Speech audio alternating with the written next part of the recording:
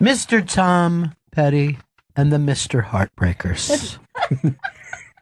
It's the Bennington Show on a Monday. We're actually, I'm going to, we'll be live in a couple of minutes.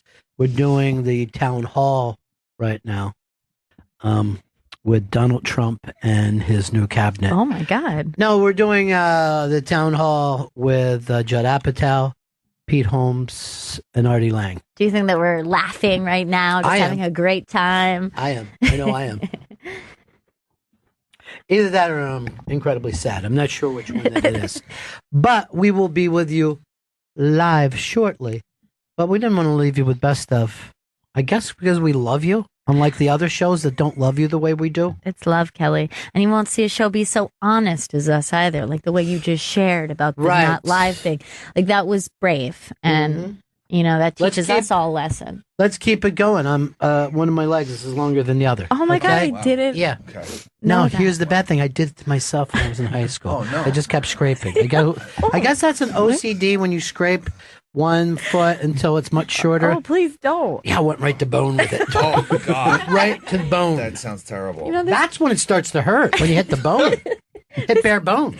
This is too honest. I think I forgot to say this. This is the Bennington Show. I'm Ron Bennington. There's Gail Bennington. Yo. And I am Ron Bennington.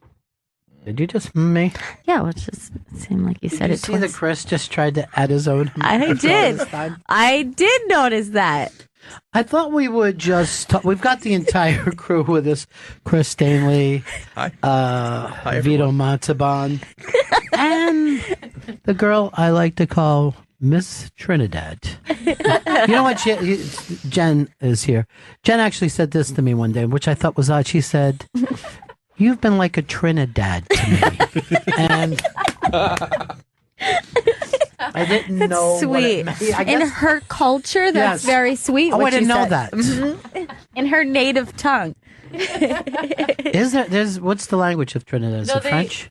Well, some of them speak French, but it's just like kind of like a heavy accent, like an English accent. Yeah, I noticed. It's probably an accent too. Like the French are going, I can't quite understand them. It sounds like an American accent. One of my best friends from high school, her family was from Trinidad. And the thing I always remember is that her dad did not really know how to curse properly. Like, he kind of said things weird, and then he would say, like, if he was saying, like, something's crazy, he'd be like, what in the ass is that shit? What in the ass is that shit? What in the ass is that shit? I just realized this. Chris Stanley is from Trinidad. You struggle with the language. Very much so. Yeah. What in the ass is that shit?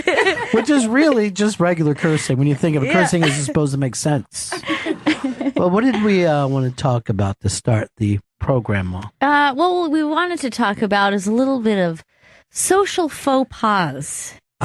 These are the small issues that you take umbrage with when your fellow man does something that you think society should know.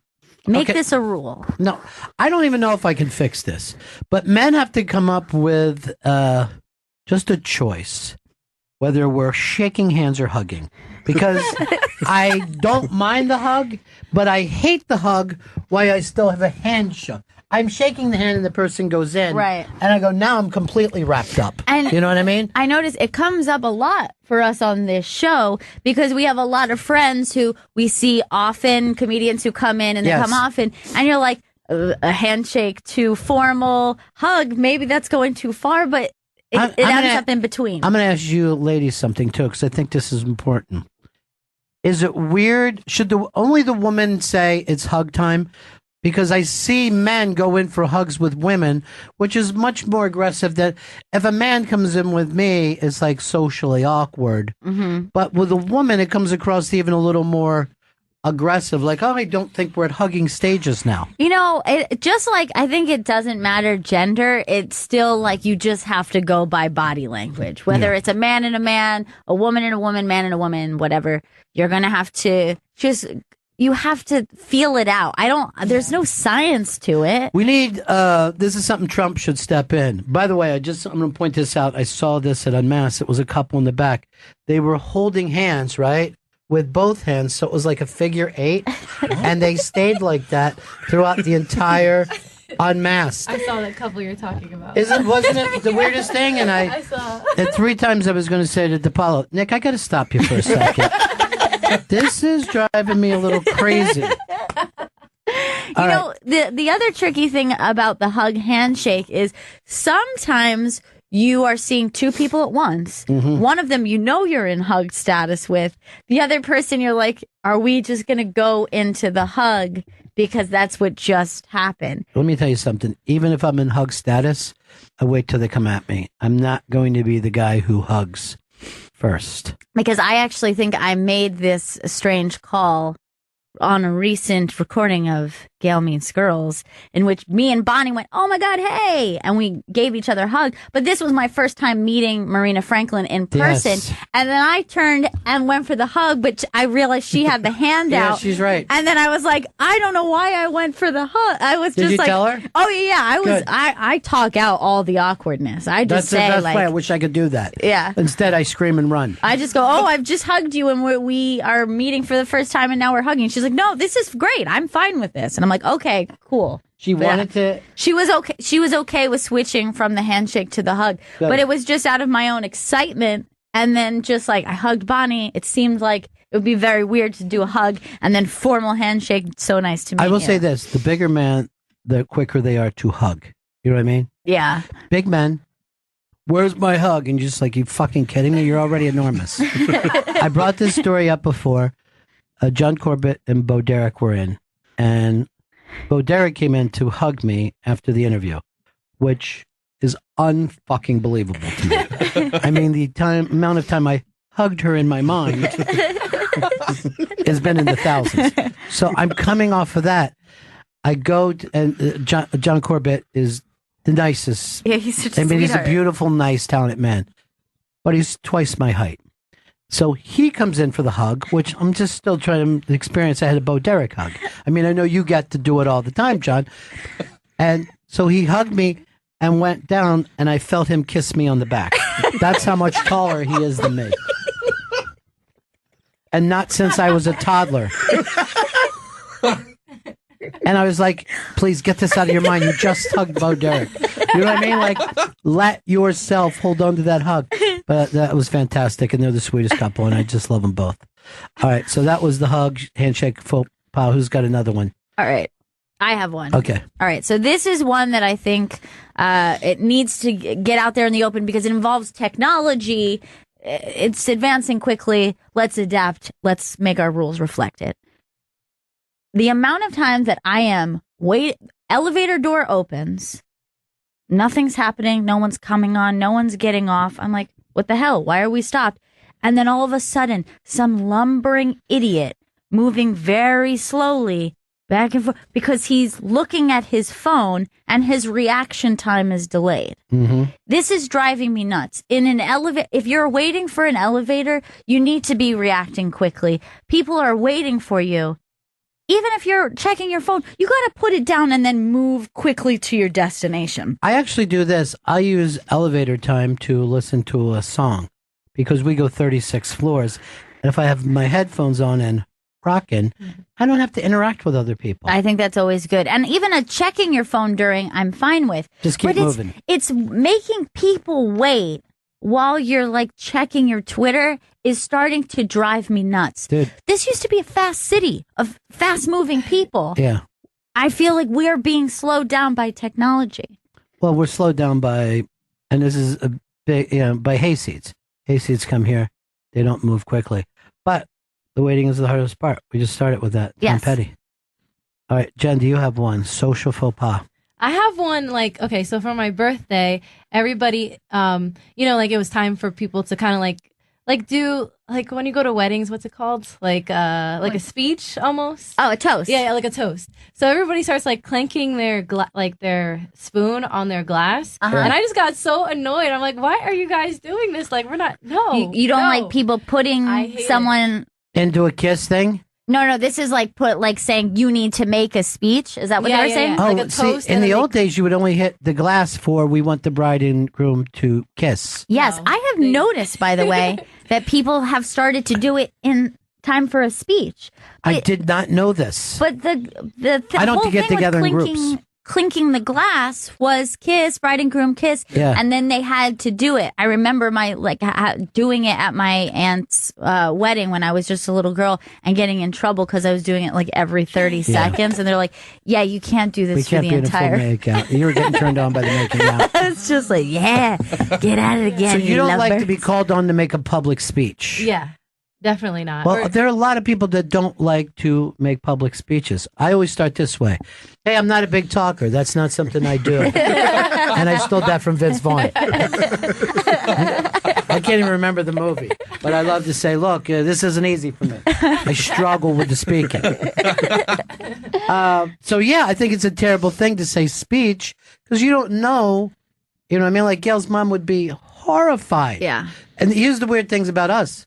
My nightmare is being caught in a one-on-one conversation. Yeah. I'm always like, can you get 19 friends and I can do this properly? I just don't want to be here making eye contact. I definitely don't want to hear any of your stories. Just stuck in a corner with Yeah. one person. Chris, can you pull off a public speech? I don't believe I've ever been called on to actually do one. Okay. Are you going to be giving a speech at this Zito wedding? That I you're might going have to. I don't know yet. Well, you're not best man, right? No, I'm not. Yeah, So- I think No.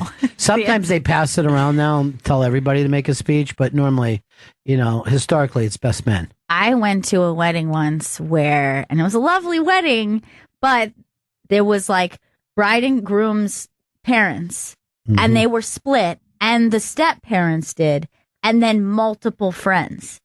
It All was speaking? Yeah, it was like an hour and a half of Here's wedding what I hate. speeches. That happens though. And I hate when somebody gives a speech and only does one of the couple. You know what I mean? Like it's two people that go, Vito, I remember you and I were in third grade together. We had some crazy times back then. Remember? We're all sitting here. You have to explain to everybody. I don't care if you two are having a memory. That's private. I also went to a wedding very recently where the best man's speech was just to roast one of the bridesmaids. I hate that too. One of the bridesmaids, not even the groom or It's not a roast, And so folks. everyone was very upset because it had nothing to do with the relationship, and it was just like calling one of like the girls like a floozy or something. It was like really weird. I think some people set up to ruin the day. And that's one of it. It's not a fucking roast. And by the way, a speech is a short speech. Yeah. Okay? You're not honoring a man. You know what I mean? Like, Oh, yeah. if you're there to honor someone, yes, prepare 25 minutes. But if you're just getting up to make a speech, it's here's to the lovely couple. We wish you all the luck in the world. We're so glad. That's it. That's plenty. You don't have to personalize that. Vito is leaning forward, which means he's got something to say. So with since cell phones have speakers on them now, a lot of teenagers will blast their music when they're on the train or walking through the street, and it's the most frustrating thing in the world because I don't want to hear other people's music. I just want to Do sit you on the realize train. what city you're in? That people used to carry boom boxes. Yeah, but that's different than 4 different kids with a But dude, tiny wear phone. your earbuds. Then you don't have to hear it. That's selfish, though. That's the sound of the city, Vito. No, that's, I agree. I agree that if you want something pleasant, your earbuds have to go in. And I'll say this: if you're in New York City, listen to film scores, and you will fall in love with the city all over again. You don't need to be rocking all the time. You just listen to some classical music or some film score, and you're like, "Oh my God, I'm in a movie." Just being here. I will say the other day a kid got on the train and he was just blasting a rap song with all sorts of N-bombs in it and bitches this and fucking her in the ass and blah, blah, blah. And the entire train was just covering their mouth trying not to laugh. Yeah. Like they didn't want to tell him to stop, but they were just like, this is so ridiculous How that does you're he doing not know? this at 8 a.m. Right. How does Blasting he this not on a know? train. And that's why my earbuds go in and I'm living in Pleasant World. Okay? I'm living in my own Pleasant World. But I always think your biggest frustration in life, and I wish I could teach this to Jews, is understand that you're not in charge of the whole world. You're just in charge of your little world. Don't be like, what this city needs is this. Forget it, man. Get in your own fucking buzz. You know what I'm saying? Get in your bubble. own things. I hate to say this, we got one person left. And, why didn't I start with him so we could? Because everybody had good stuff. yeah. And I only know I'm going to go to you. Yes. Would you rather I didn't go? No, to you at I all? want you to come to me. That's what makes me. so hurt right now is that I know you feel good. Go ahead. Just do it. All right. This is rampant in both public transportation and in elevators. People going on before you not letting people get off first. It's fucking infuriating. The exit has to take place before the entrance. Okay? People need to get off the elevator before you get on. They need to get off the train before you get on. Wait. You're waiting for open space, okay? You're not trying to fill more space and then empty it. That doesn't make any sense. It's one that when people do it, I can't help but be sassy about it. I'm like literally trying to get off the train and I have to just go, this is not how this works. What you're doing doesn't make sense. So next time, think about it. Think about how this should work. People are garbage. Now, see, you made that leap. The fact that some people were raised poorly. It's not their fault. Yeah. No, it is their fault. They should realize that. Let them off. Let me off the elevator. Don't come rushing into this goddamn thing. Can I add one? Because I know that's a common one that people have with the train. Yeah, let's get beyond that. Like you said, common. Everybody has done it. No originality. You know. There's another problem on the train that I think even less people understand. So it's a crowded train. Some people get seats. Some people have to stand. Your stop is next. The person is standing there and they're holding, strap hanging just like above, and they're trying to like not fall over as the train is lurching back and forth. But you want to be like right there at the door and ready to go. So that person will then stand up, forcing you to release your grip on what is keeping you. Everyone just stays on a crowded train, stay seated until we come to a complete stop. Then you may get up. I don't care how crowded the train is. I have never, in all my years in New York City, on the most crowded trains, missed a stop because I was trying to break through the crowd and no one will let. You're right. Loudly announce, getting off behind you. They will part ways. Then you can go. You and Chris have just come up with two ways that could help public transportation. Let's write this up. Okay. And take it to the mayor's office. He does town hall, and then we'll read it out loud. And if he could do some kind of hear ye. I would love this. If anyone is getting up and forcing people to move before the train stops, you'll be arrested and taken away. I'm for that. I want that to happen. Yeah. Also, when I'm chopping up lines, right? Yeah. Okay. I don't mind sharing. Sure. I want to do the first fucking line. Right. Don't come in and hover over my fucking Coke. Yeah. You want to hover over Coke? Get your own Coke. Thank you. Right. You then need to invite the person. Yeah. Now you may choose your selection of line. Would you like a rail? I'll tell you something else, too. If there's food being brought out places, don't wait next to the door for the door to open up from the kitchen. I've done that. You know what? The thing is, you're embarrassing yourself. You know what I mean? Like, it's bad for us, but really think about you and the way that you look. Have you seen people ask one of the food servers where the other food server is? Like, where's the slider? Yeah. Where's the slider guy? Where's he They're at? tiny cheeseburgers. They're not sliders. Guess what? All people want is sliders. So stop acting like you got a lot of different things. And why don't you give me one shrimp? That's not going to fucking cure what's going on here. You know? I'm starving. Yeah. You're just building the hunger up. And then you have to put the little toothpick somewhere. All right. We need to break here, Chris. What do we got to do? Well, let's throw it to a song. What song you want to hear? Well, we brought him up last on Friday. There's a new Donnie Dumpy song that's out there if you guys want to take a listen to it. It's a banger. But here's the thing. If I'm not talking about it after, wouldn't that seem insane? Yeah. That would be crazy, yes. Yeah. Let's throw it to a break. Let's throw it to a break. Is that a problem if we throw it to a break? No. it's not I'll a go problem. right into a song. Let's go into... No, let's throw it to a Dumpy. break. I mean, I won't hear it because, as I mentioned, this is recorded, and I'd like to spend some time talking about Donnie. Let's throw it to a break. You sure? I'm positive. No, you made this very awkward. I did it again. I don't think you know how radio works. I think that's your biggest problem. How long you been in radio now? 8 years. Jesus Christ. Right? 8 years. 8 years. Wow. I've known him for that long. Can't believe that. Actually, 10 with my internship. Oh, shut up now. Just shut the fuck I will up. stop talking. Let's go to I don't break. even think either one of us had a smartphone then. That's how far back we Oh go. my God. We were Nope. both using flip phones. Yeah. You were getting on the elevator so quickly. We didn't even have to show badges again to that building. By the way, here's something that annoys me. Did you ever get this? Hey, boss, can I call you? Just fucking call me, dude. I can't break myself of that. I'm not gonna lie, I do that too. That's how the world works now. If someone calls me without texting me, hey, can I call you? I'm like, something terrible must have happened. Yeah. Can I tell you, I got that thing today, and I knew. Here's what happened. I had my phone off and in my pocket. I'm getting into a cab, and I look down, and there's 3 calls from Gail's mom, and then a text that said, I've been trying to call you. And I'm like, oh, my God. Because I just saw her minutes before. Like, how terrible is this news going to be? Very, very. All right, Chris, what do you want to play? Donnie Dunphy? No, let's go to break. You want to do Pizza Hut and Taco Bell? You want We the haven't Pizza done that. Hut? I mean, we don't need to talk about that. No, we don't.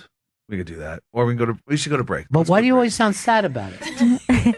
I want the Pizza Hut. I want the Taco Bell. I I'm want at the the combination Pizza Hut and Taco Bell. Yeah, that's the one we should do, Chris. break. Okay. That's the one the kids love. That's, love it. You know, play for the youngsters. Yeah. Play for the millennials. Gail, what were you and Vito just arguing about? But you guys are going back and forth about The Godfather every day, same stupid stuff. We try to be like real life friends, but I don't you like want that. us to be work friends. Yes, you're radio friends. Yeah. Like Jen and I are. You don't see Jen and I sitting around having a lot of long conversations about something we saw. We're not talking music and You guys fight fashion. about hip hop a lot. I like the hip more than the hop. That was my thing. Well, first of all right, so you were fighting over movie monologues. Look, a monologue is one person. Remember that. A lot of people think good dialogue is a monologue. It is not. No, this is a moment in which one character has a time to shine for speaking a paragraph or more. A beautiful girl is the thing. Promise of a better day.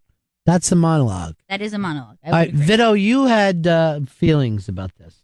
So back when I used to coach children, my Oh, go-to my God. my go-to move when pumping them up for sports. Hold on. You don't shouldn't have a move with children. And people talk about me, Ron. This guy's hanging out with kids having go-to moves. I didn't think that. You're right. You too. Like, no, not me. But yeah, you brought yourself up. People talk about me, but he does the best stuff too. All right, let's see if we can even, before this idiot tells us what his go-to move was, I'm going to say that it was the hockey movie with the coach. Am I right? 100% right. You know why? It's the most stereotypical thing in the world, and that is you. You are only surface, Vito. But it worked because I changed the words around for we're going to be the best red group team this world has ever seen. Tonight we're going to stay with them. Tonight we're going to play basketball with them because we are the best red team this world has ever seen. That's just dumb. That sounds insane. These kids should be laughing at you or No, not they being got motivated. They were like, yeah, we are going to beat them. I bet all those kids are going to turn out to be crack addicts. Oh, yeah. Just in that. And wait, I just added something. Heroin. Oh, what, my both? God, that's Yes. the worst of the drugs. Yeah, heroin. It's coming in from Philly. Burn? They're bringing it in Hearn. from Philly. Hearn. That's what my family's been saying literally for a million years. There's a lot of heroin around here. Where? And I'm like, Mom, I can't find any. I've been driving around for 3 hours. Tell me where I'm wrong. My mom also used to say they give it to you free the first time.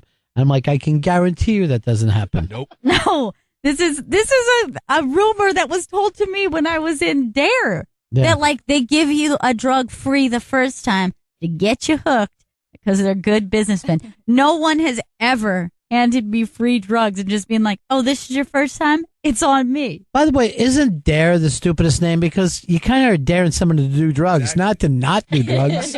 I dare you not to jump off that cliff. No, you're dared to do something. I dare you to be the biggest loser in your grade who won't do drugs. Dare you to be a nerd. Take Friendless. the dare. Take the dare to have a very quiet weekend. So I don't even know if I want to get into this monologue thing. Well, can well- I at least tell you mine? This is what I was saying. Trump's Yes. his best monologue. Yes. To me, my most favorite movie monologue, and I think this is especially great because it's kind of a goofy movie, and then all of a sudden you're like, wait, that was actually brilliant. It's a monologue in The Quick and the Dead that Gene Hackman does, in which he says, I own this town! I own everything! if you live to see the dawn, it's because I allow it. And you're like, holy shit, Gene Hackman, you make any movie like He's a for the real shit. movie. Yeah. I believe it. I believe you're Herod. And unlike Mr. Ace, I can shoot left-handed. You feel it? It's exciting. Fear. It's an exciting thing. There's this great moment, like he's like so powerful in that speech, but then he has this ability to like tap into like having a tantrum, and he just like kind of shrieks for a second. He's like, I own everything. Your gunfighter is dead. And then he killed Leo. You know? I mean, the only other thing that killed Leo was an iceberg. He never proved that he was my son. Never know it for sure. Just accept him. He's not asking for anything. You know what always He bothered sells guns for a living, for Christ's sake. He's got a good career. What always bothered me about that is that, so he used to taunt him and be like, there's no way you're my son. You have farmer's hands. Like he's like saying he's weak. But doesn't a farmer have strong, tough hands? Callous. And he's trying to say he has like hard hands like a gunslinger. Wouldn't you think a farmer has better hands? Like, Yes. Gene Hackman was 100% wrong. Just weeding alone is going to carve you up. look at his hands. He's farmer's hands. It's not my son. You're weak. All right. First of all, and I'm going to let all you drunks know this. All right.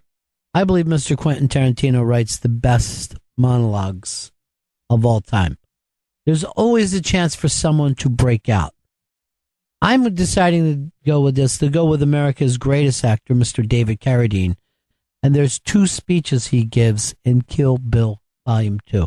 Number one is talking about Superman versus the other superheroes. That the other superheroes are themselves during the day and then become super. But Superman has to fake who he is. Okay? He has to put on glasses and pretend that he's weak. Because he's really Superman. He's never Clark Kent. Clark Kent is the weird thing that he's doing. And he explains that to Uma Thurman. But then a speech that takes place just a little while later, after she basically kills him, and he's explaining how much he loves her. Unbelievable. You're my favorite person. My favorite person. Just sometimes you're a real cunt. Now, how do I look? You look ready. Oh, it's unbelievable. So, I mean, we could go every Tarantino movie and pick out a great monologue, including the last movie Right. that he did. It's there. What would you say is the standout monologue in Reservoir Dogs? Because everyone kind of has their own moment. What would you say is the best monologue in Reservoir Dogs? Why don't you take yours first, since you seem like you already got it in your back pocket, you know? You just threw this at me. I mean, no, I I'm just just gave coming you up. mine. Look, this is me on my feet. Yeah. You know what I mean? Right. I don't walk around like, how am I going to work Reservoir like Dog you are, monologues into a It conversation? seems like you are. I've been waiting for this shit for years. Yeah. I don't know. I might say Tim Roth doing the monologue where he's telling the fake It's really story. fun. And it's fun because you are watching someone act while they're trying to act. You know what I mean? Like it's a lie. Yeah. It's an act within a lie. And then you start to feel the story come to life, and then he visually brings it out where he actually is there. And then you forget, like, oh, yeah, this is a lie he's telling. Like, I don't know why we're seeing these visuals. It's just what he's creating in his mind. I love that moment. Yeah, me too. That's a real fun piece for me. Chris, you got one for Reservoir Dogs? I guess when he's dying in the back of the car. Well, I guess that's him just screaming, not really a monologue. See, this is why I did not want to have this thing, because we don't know what monologues are. And we sometimes just think it's screaming, I'm dying back here, and thinking that's a monologue. Yeah. All right, let's go over to Jen. Okay. Jen? I don't want to take Vito's movie, but I really loved The Wolf of Wall Street with Leonardo DiCaprio's speech. What was the big speech? No, sir. She's talking about the one where because I told Jen that sometimes when I get a bar, I'll yell out where he's like, when I started this company, Stacy, she was just an assistant. Stacy, what did I do for you? She's like, you gave me $25,000, Jordy. I love you too. I love you too. And why did I do that? For your kid to go to school. Because I believe in her. Like I believe in each and every single one of you. You know what? Not leaving. I'm not fucking leaving! And then everybody starts going crazy. What a dude Bro Vito was. He is the biggest bro. He's the biggest bro ever. He is such a bro. Why would you memorize that shitty man's shitty fucking views of the world? But he stole a bunch of people's money, and then he doesn't care about that. This fucking Goombot doesn't care about that, right? You know what he cares about? Why not go with the real song? Why would you just make up a song? That was it. That was it, boys. First of all, Jen, that was a very good one. It was a good one. I didn't like the fact that you brought in the Jamoke to come in here and just start and do the monologue for you. How many times did you watch that crappy movie to love that? No, I've only seen it like twice, but that line... That's a lie. No, but that scene... That's a lie. That scene I've watched because me and my friends started... Like, when we didn't want to go home, we started screaming out, I'm not fucking leaving. Oh, my God. These guys out at some titty bar, 4 o'clock in the morning. Now you understand why we argue between the breaks. No. You get it? You have every right to. You know what I mean? We're friends, but we're so different. Yeah. You know what I mean? Just different sensibilities. Like, I like ice cream, and Vito likes sexually assaulting people. I don't like sexual assault. But you do it, whether you like it or not. You wouldn't do it as much as you do if you didn't like it. I got bad news for everybody. Or what's that? It's Chris Stanley's turn. Oh, no. Now, Let me guess one line from... Let's do the over-under. How quickly he annoys me, like when he was yelling. You don't know what a monologue is. I'm not going to annoy you with this. Is it going to be a real monologue this You're time? going to do it from a Kevin Smith film, am I right? I mean, that's good. I was actually thinking of someone who actually just did the show. A monologue. I think it's underrated that people don't realize how good it is. Well, first of all, this is exciting because you tied it back in with the Bennington show. I can't believe this. Instead of high society, like you normally do. Somebody who just did the show. Yes. Who did the show? Oh, Lawrence Fishburne. Lawrence Fishburne. The Matrix, when he tells us, or is telling Neo what the actual Matrix is. Yeah, I didn't even understand that. Is this like the blue pill part? Red It was pill? right. Blue? It was after the blue pill when he wakes up in the white room. And Okay. He explains. He's like, take a seat in the chair, and then goes into television and explains. Wait a minute, But- the world's destroyed. Doesn't that end with a welcome with the now or some stupid? Yeah. And you're like, why are you acting like this? He has to explain to him. It's a lot. No, to take that in. that isn't even explaining. It's overacting and being weird out of nowhere. I thought it was amazing because you go to see the Matrix. You have no. When I went to go see it, I thought you were going to pick Tom Waits. I really did. Rumblefish. Yeah, Rumblefish. How many summers? Oh shit, That's a How good many one. summers we got left? that's amazing. I'm fucked up. Lawrence Fishburne's in that though. Yes, he is. By the way, playing somebody that's like 18 years older than he was at the time. Like he was like 24 then, and he was like the old man of the Bay Area. He's always played much older than he is. He couldn't be Anthony Daniels' father. They're the same age. They're the exact same age. That's fucking crazy. No, I made that up. He's about fucking 25, 30 years older. Makes perfect sense he plays father. I just thought I'd catch you on another one of your lies. I'm not lying. Your lips moving? Yes. That means you are. Mm-hmm.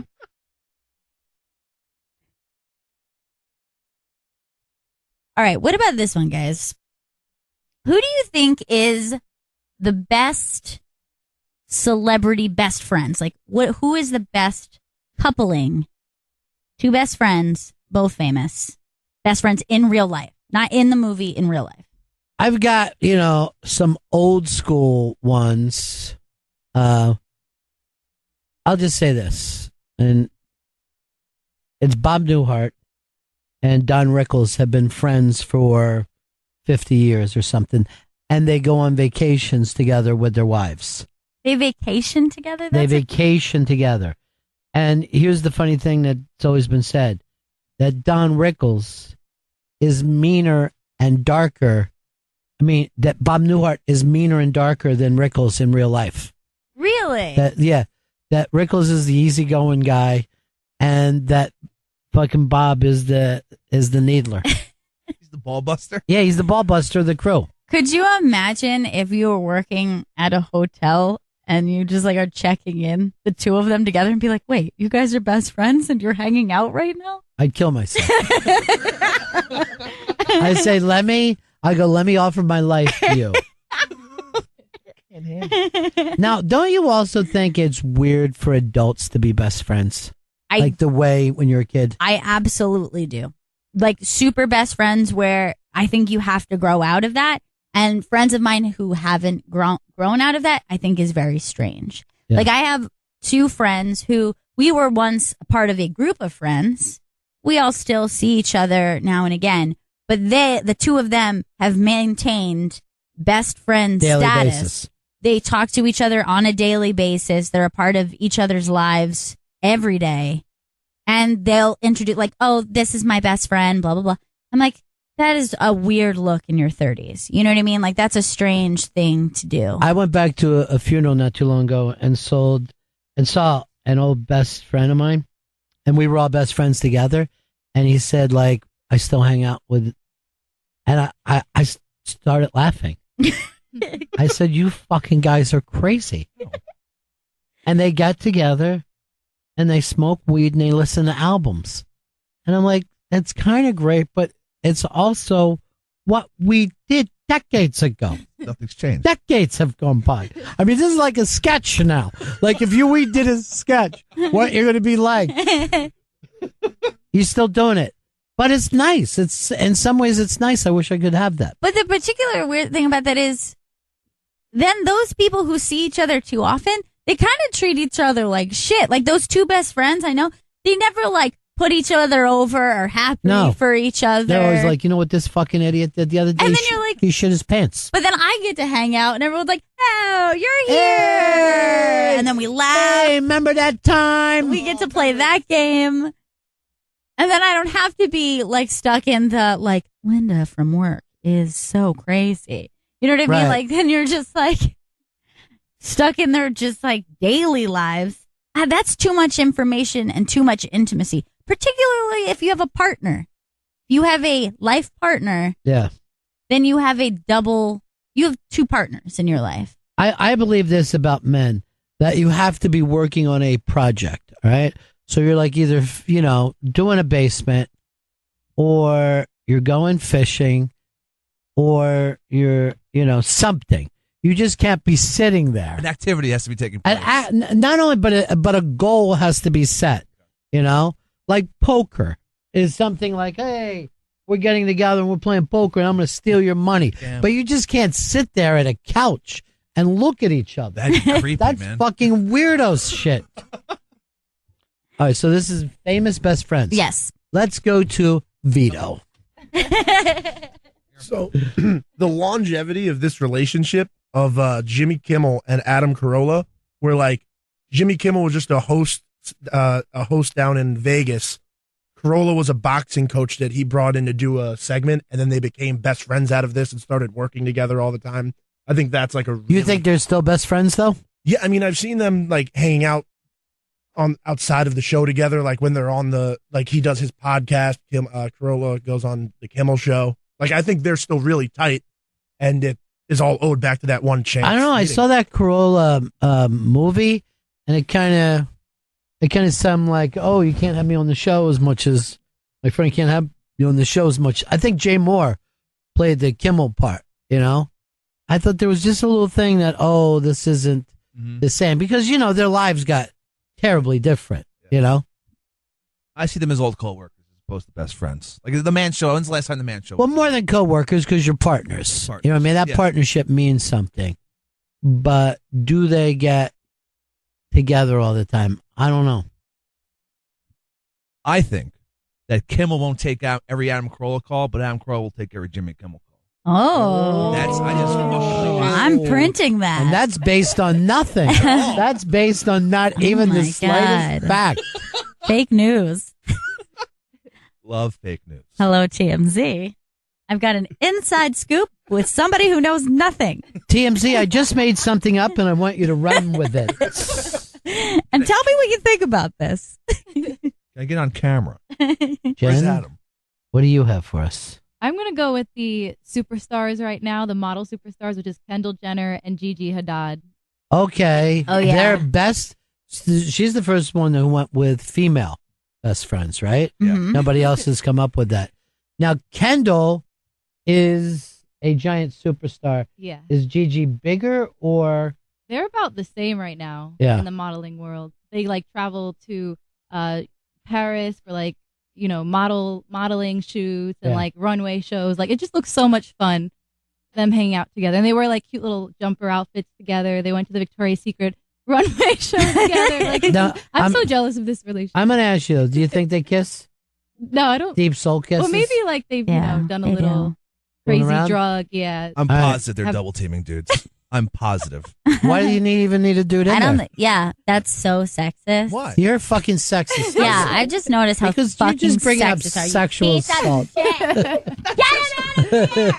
shit. You know why. You act like two women aren't whole until they have a man Yeah, in said hole. I heard him say, aren't technically all lesbians virgins?" That's what he said. That was Because just he between thinks you and me. It only that sounds really creepy. By the way, that comes off way creepier. I think you're just whispering about lesbian sex. Well, to you me. held her down. I don't want to hear anymore. Please stop. Conversation. Someone She's a mountain right now. Okay? A mountain. Understood. All right, my pick would be, and this is another ladies couple Oh, boy. because I'm a girl. Mhm. Michelle Williams and Busy Phillips, because that is one that when I found out they were friends, it just really was weird to me because they don't seem like the same personality. They don't have the same types of career. Mm. You know what I mean? Like there's plenty of those guys like, who, they came up together or like they did a buddy film together Right. and then they just stayed buddies. Like I just imagine Ocean's 11 just hangs out. Like I just imagine 11 dudes hanging out all the time.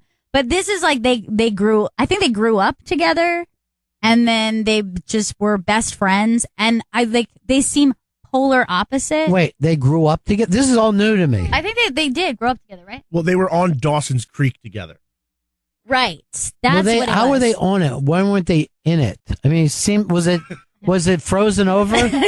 They tap danced upon Dawson's Creek together. That's what it was. Yeah. So they were young then when they met, and then like maintained their best friendship.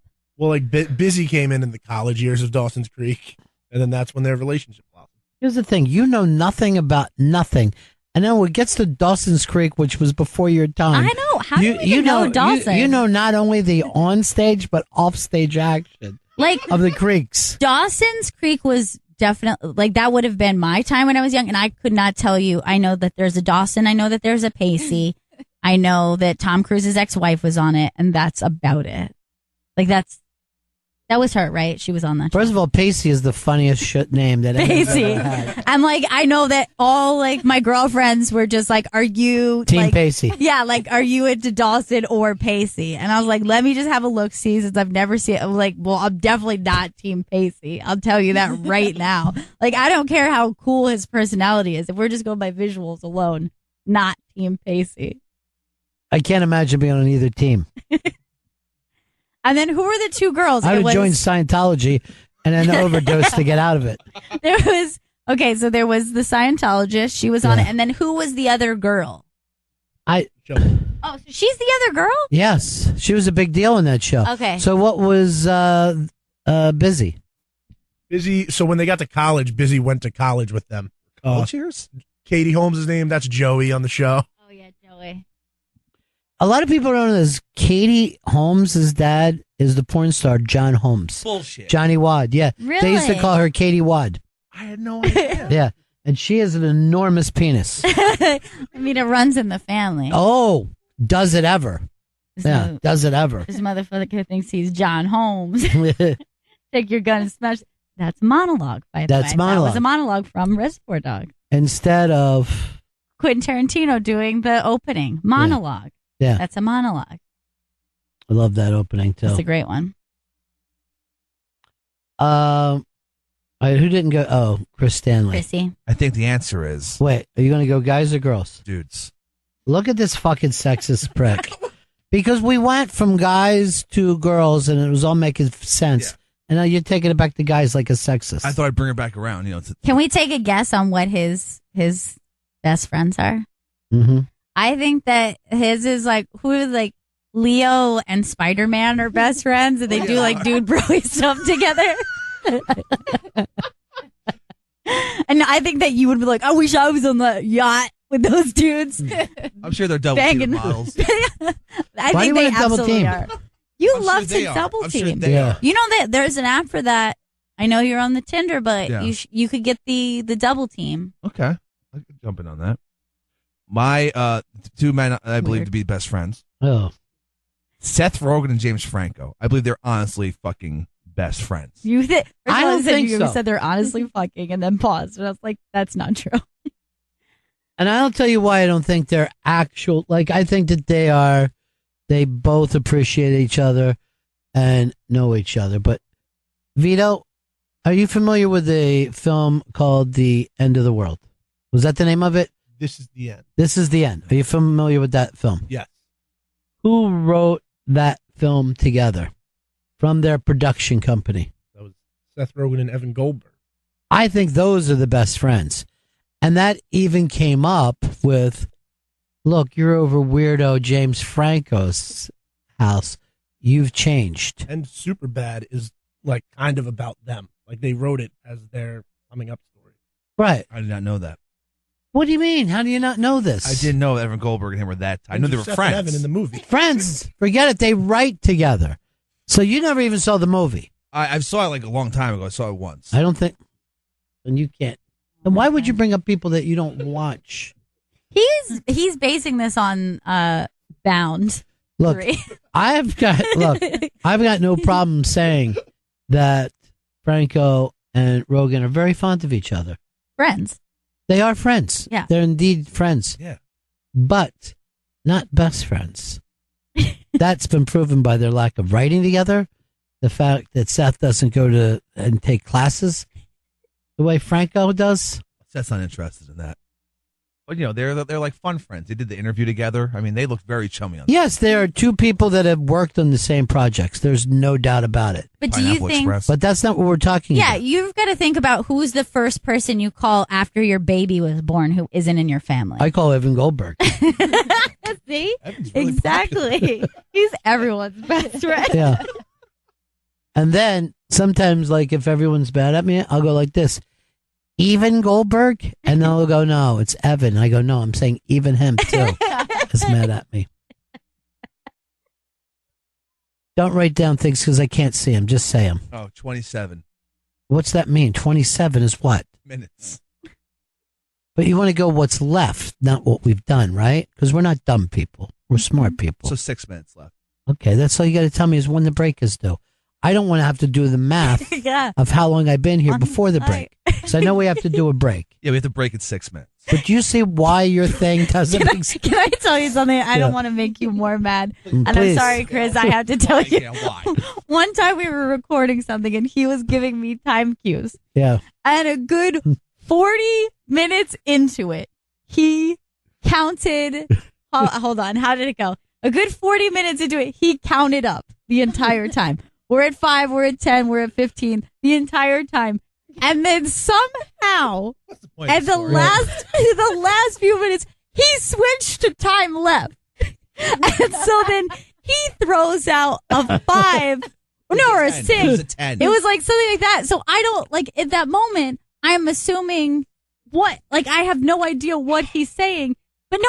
It was like you were giving me like 6, but it was like, I thought he was saying we're at 60 seconds, but he's saying we have 60 minutes, but we have 6 minutes left. But this whole time we had been counting up. This whole time. Now, here's the thing, Chris. Yes. Why the 27? Because I don't know that we're going to 34. I don't know how long we were going to. So if I know, like if I'm doing Unmasked and I know I got to do an hour and I look up and you give me a thing, I'm able to go, 27, because I know we were going to 60. Yeah. Today I didn't know I was going to 34.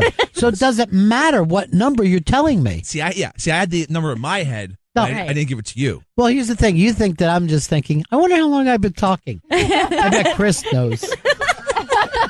I'm never wondering that. Yeah. it was going to 34. So it doesn't matter what number you're telling me. See, I had the number in my head. No. I didn't give it to you. Well, here's the thing. You think that I'm just thinking, I wonder how long I've been talking. I bet Chris knows.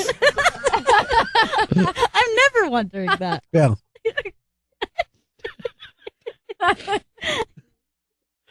Chris, tell me how long I've been talking. About 30 minutes. I'm like, here's the thing. I ended, and then I'm thinking like, oh God, I had only this amount of time. I gotta get out of this quick. Mm-hmm. So I end quickly, and then afterwards I say to Chris, like, oh yeah, I didn't realize the time. And he goes, yeah, you really ended early. I was like, wait, what? Yeah, don't know why you did that. I'm 60 minutes into something. And he's like, no, I was saying you still have 6 minutes. It was so confusing, Look, and I had no idea why it switched 3/4 of the way through the show. I was doing a thing with him once, and he told me 250. I'm like, 250 minutes? And later I'm going, what did you mean by 250s? And he goes, oh, that was the calories that was in a donut I ate earlier. And I go, I don't want you counting calories around me, Chris. Just thought you'd be interested. He loves numbers. Oh, he loves his numbers, Christopher. I'm a numbers He guy. knows all of his numbers. 3 minutes to break. You could have worked in NASA, except for you would have told them how long they were on the launch pad. You've been Like 2 hours. You've been on the launch pad for 10 seconds. 21, 22. And then finally, they don't know it, but the fucking thing blows up. The thing just starts to take them off into space. Oh, Christopher. Oh, Christopher. Oh, its voice is Oh my creepy. God, you're silly, Christopher. What did I do with my coat? It's over there. Thank Christ, I was going to kill myself. Don't. Oh my God, no. I was going to shoot myself in the neck without that coat. Life's not worth living. I don't have my coat. It's there. Well, I'm going to guess that there's only about a minute left here. 90 But seconds, Ron. Really, I just want to say this. It's exhausting to have you as a producer. I don't like, but you mean that in a bad way, But do you right? feel like Yes, he keeps it's us, never good. It's never a good thing. Do you feel like he keeps us on our toes, though? I feel like he's stepping on our toes, That's for sure. and he kind of keeps me hating life. I don't want to do that. But I do like that the rules change every day. Oh, no, I love that the rules change. A lot of times I think the species are going to change. Where he's like, only crickets are going to listen to this radio station that you're on. Keep me with humans, Chris. That's all I'm asking. We got to move into this cricket market demo. Whatever word is what I should use. Yes, it's the market demo. We're not ashamed of that. Let's go to a break, and I'll just sit back and feel bad about my life. This is Bennington. Welcome back to Bennington. Thank you. In studio with us is Jesse David Fox from Vulture.com. Jesse's new podcast, a good one, a podcast about jokes, premieres today with guest Jim Gaffigan. And Good One, a podcast about jokes, is available on iTunes and Vulture.com. Jesse, good to see you again, buddy. Good to see you. Now, how did this all come about? You're doing podcasting. How did I do it? I've always wanted to. I've been writing about comedy podcasts since there's been comedy podcasts. Yeah. And then, so it's something I've always talked about. And, oddly enough, HBO's crashing. Judd and Pete, Yeah. they were talking to our ad people about certain sponsorship opportunities, and we had this podcast idea, and it made perfect sense for Judd and Pete. And I know both of them. I've interviewed both of them, and so that kind of gave me the momentum to start doing it. And then it's a thing that I've always loved doing, which is talking about specifically jokes. Not just kind of even big picture, but like how do comedians do the thing that they do? And particularly since people write jokes so differently. Yeah. You know what I mean? Like there's some people, I saw when Kevin Hart dropped by at the Stand. The place has gone crazy. And I thought to myself, there's not a single punchline in this thing. They just love him. It's a funny story, but it's not what we would call joke writing. No. But I mean, that is then what we would call the joke. Or, so Jim Gaffigan, who's the first interview, writes. He's a joke writer. He writes jokes, and there's beginning and middle ends. And, I specifically ask him about putting certain words in certain places, and goes, "That's so funny. I did that on purpose because of this and that." And he tells a story about he met Ricky Gervais for the first time. I think maybe it was even at Madison Square Garden. And Ricky was like, "Oh, so you just tell jokes?" And then and Jim goes, "That's what we all do." It's like, just because his are shorter doesn't mean right. That, all these things are in the kind of the broad category of what we call jokes. I just did a second version of this thing called 100 Jokes That Shape Modern Comedy for Vulture, and that one I was like, let's define as broadly as possible. There's a piece of art in there. There's stuff from books. There's stuff from plays. Weird Al's going to be a guest, and I kind of think of one song as essentially like a bit, in so much as that it's one idea that is explored.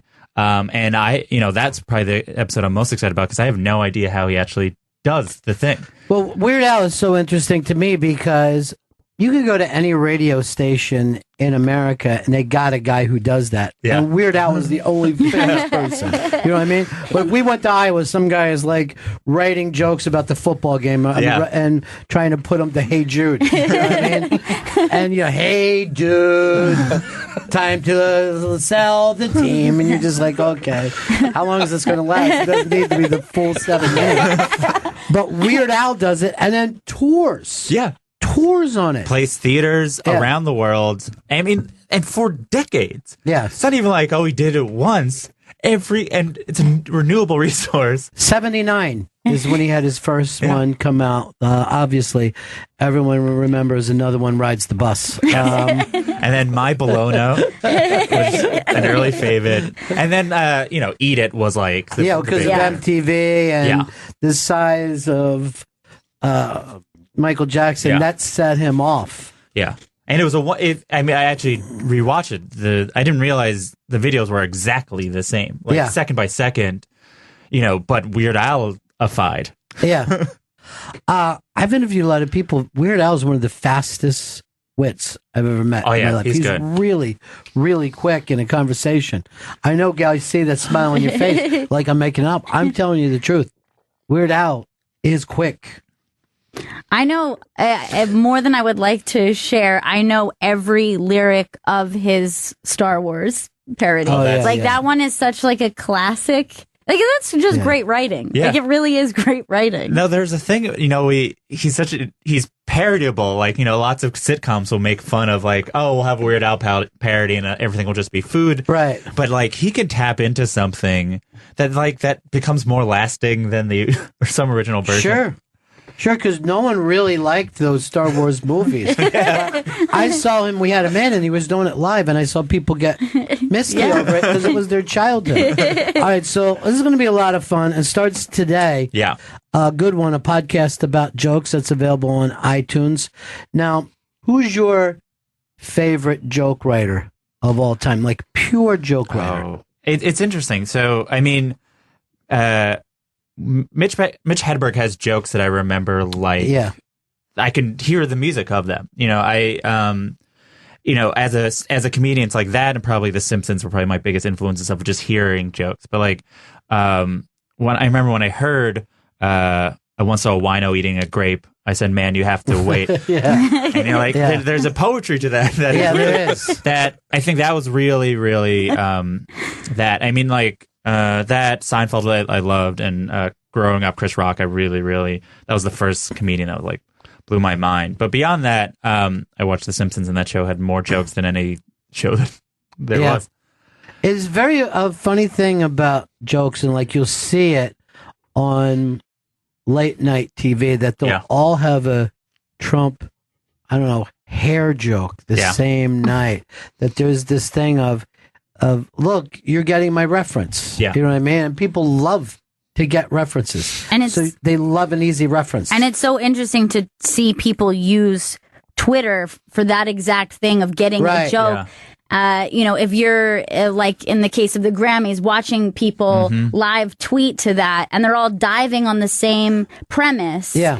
And how many different angles can come up. I saw a lot of like Adele is La La Land is, like all, and everyone's doing the exact same. Yeah. It's like, okay, we only have the same 3 sources of where this joke can go. So you're just like a math problem. Like, all right, so X will go here and Y will go there, and then you multiply it. I've been just saying, no matter what annoys me, Trump should build a wall around that. Just getting cheap pops in my personal life. I wish Trump would build a wall around Adele. Am I right, everybody? And now, I'm going to say her thumb. Did you see her thumb last night? That was going around. Maybe the Sun or somebody has it. But her thumb is either double jointed or she broke it on the way there. Wait, what? She has the craziest thumb. All right, can you make it as large as possible? Look at that thumb. Is that? My God. I didn't see it in real life. I saw people passing this around, and her thumb just goes Whoa, what is going on? just with like that? a Z as a thumb. Well, it looks double jointed, but it's weird that is seemingly the resting state. Yes. It's not like you yes. put it like it rests. Yeah. It's like a diving board. Or it's like signaling that it's going to do a turn. She was crazy last night. Oh yeah, she was really amped up. Why do I watch the entire Grammys as if there's something I want to see? There's nothing you wanted to see? I have to tell you the truth. That Prince tribute had me ready to beat up that kid. It's not a high school thing where you're trying to look and act like him. Well, You're supposed to do your version of Prince. it's the same uncomfortability when I thought like Lady Gaga did her Bowie tribute. Yeah. It was like the same thing where you're like, you don't have to be them. Yeah, it is Like, weird it's a that little- you're like, how do we honor a person? It's like doing a thing note for note with like none of these sort of like actual invention that the person brought to it. Yeah, I like that they had more Stay in the Time, so then everything after that was really nice. Morris Day at Times That was great. was wonderful. Yeah. But that's it. That's the only 2 songs I want to see Morris Day do. There's no others. I'll say this. So I tweeted last night. It was the second best concert I ever went to was Morris Day in the Time. The best concert I ever went to was Prince. And because all of Morris Day in the Time songs were written by Prince. Right. And recorded by Prince, except for the vocals, which he like made Morris Day sing exactly like he would. Yeah. So a lot of, those are the hits, and they're really good. But all of them are like good kind of funk pop songs. All right, hold on. Your number 1 is Prince. Your number 2 There's Morris Day. Day.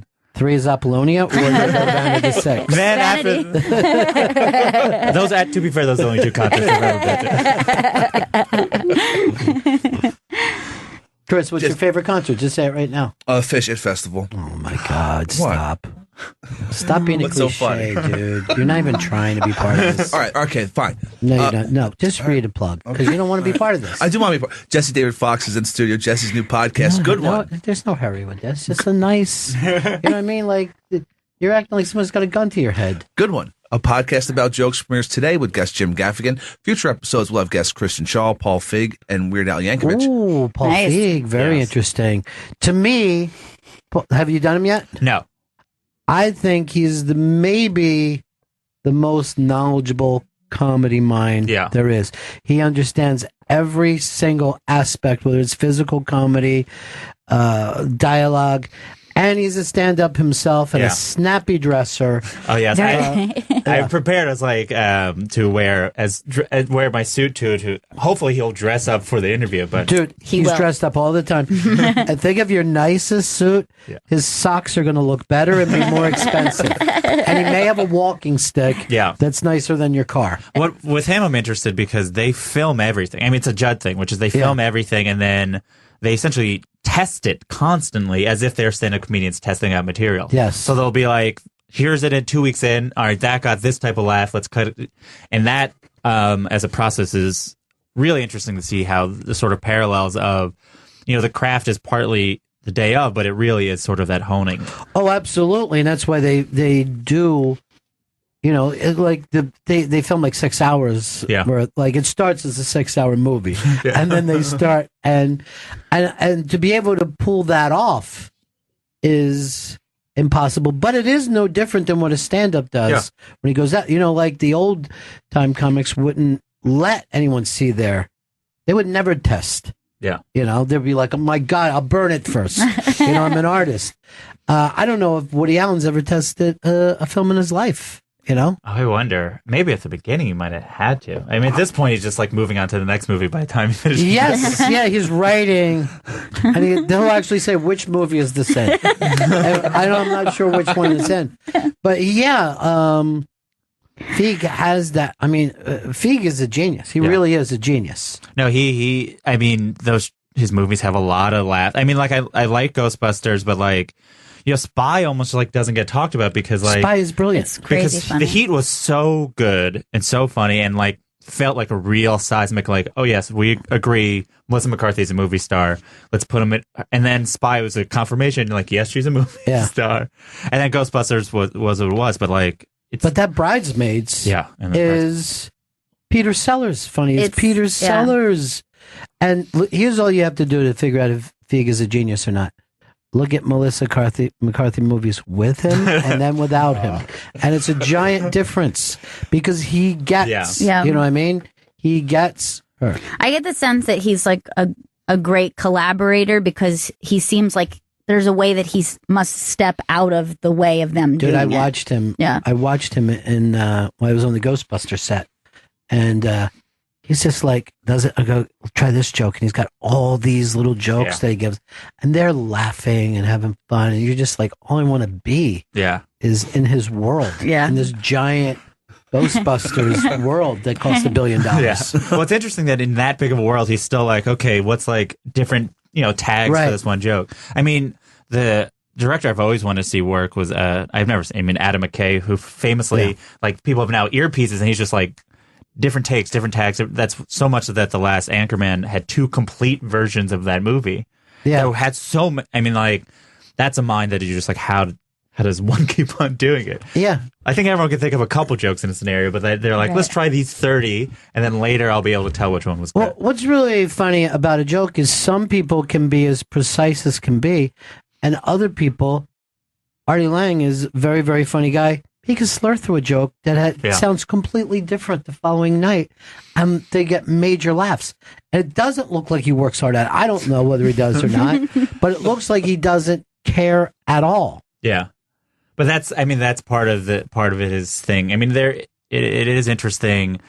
The people that are switching it up so much, there's.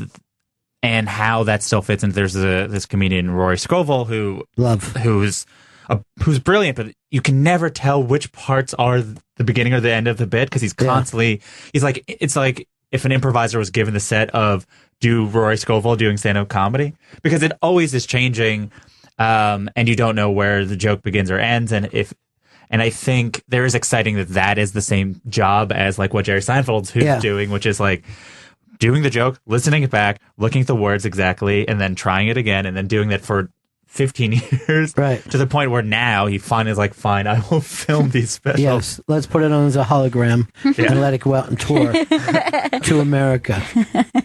I'm trying to think of like Brian Regan might be my favorite joke writer of all time. Yeah, I was thinking it's that just too. Crazy, just crazy brilliant. Who else is really, really? Mike Vecchione is a really, really strong joke writer. Gary Goldman is amazingly. He's like a classic joke writer. Yeah, where like everything, it's like the now legendary the state initial documentary, where everything is essentially like a composed circle of a bit, where like the beginning and the end feel like it's composed, and it's just nice that people do that. I feel like that it's amazing. Still crafts people to that degree. Well, he's like a playwright. He's literally like an old-fashioned playwright, and like an idiot, I tried to Google that documentary because I planned to watch it and enjoy it now that I knew the joke. I'm serious. I mean, I might as well have had cotton candy in a balloon walking down the Midway. I like that the idea is just like some of these really inside references are going to get even funnier when I watch it. Dude, I didn't see it coming at all. I did not see that coming at all. To be fair, until you said it, assumed it definitely was a real movie. No. That's a horrible thing, actually, when you think about it. But imagine now how creative you have to be, because did he think wouldn't that be a funny movie first? Yeah. Or, did he think, hey, who did this? And then thought about a documentary and then thought, I'll make fun of the documentary that doesn't exist? Yeah. Well, I think it probably, he probably is like state initials is an area that I want to work in. And they're like, how did they create this? And it's like, that's not enough. I need to be probably more grounded. So it's like, I saw a movie about how they made it. Instead of just like doing kind of more fanciful. You got to get them on your podcast.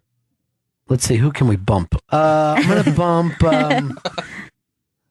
You have everybody lined up for the Not everyone. season? There's a good amount, and maybe I'll have more seasons. The hope is that this is this season, and I can get the people that are available right now. Certain people have expressed interests for future ones. I don't want to say, but people that I've interviewed in the past that would be great for something like this. Just their schedules are what they are, and a lot of comedians don't do press unless they really have to. Sure. And also, being in New York, most comedians are in LA, so I can only do so many people at the time. So I'm going to LA in a couple of weeks to do 5 or 6 of these because just so many more comedians are out Where there. are you recording them at? You're recording them? There's there's the Panoply Studio, which is we're working with Slate and their podcast network.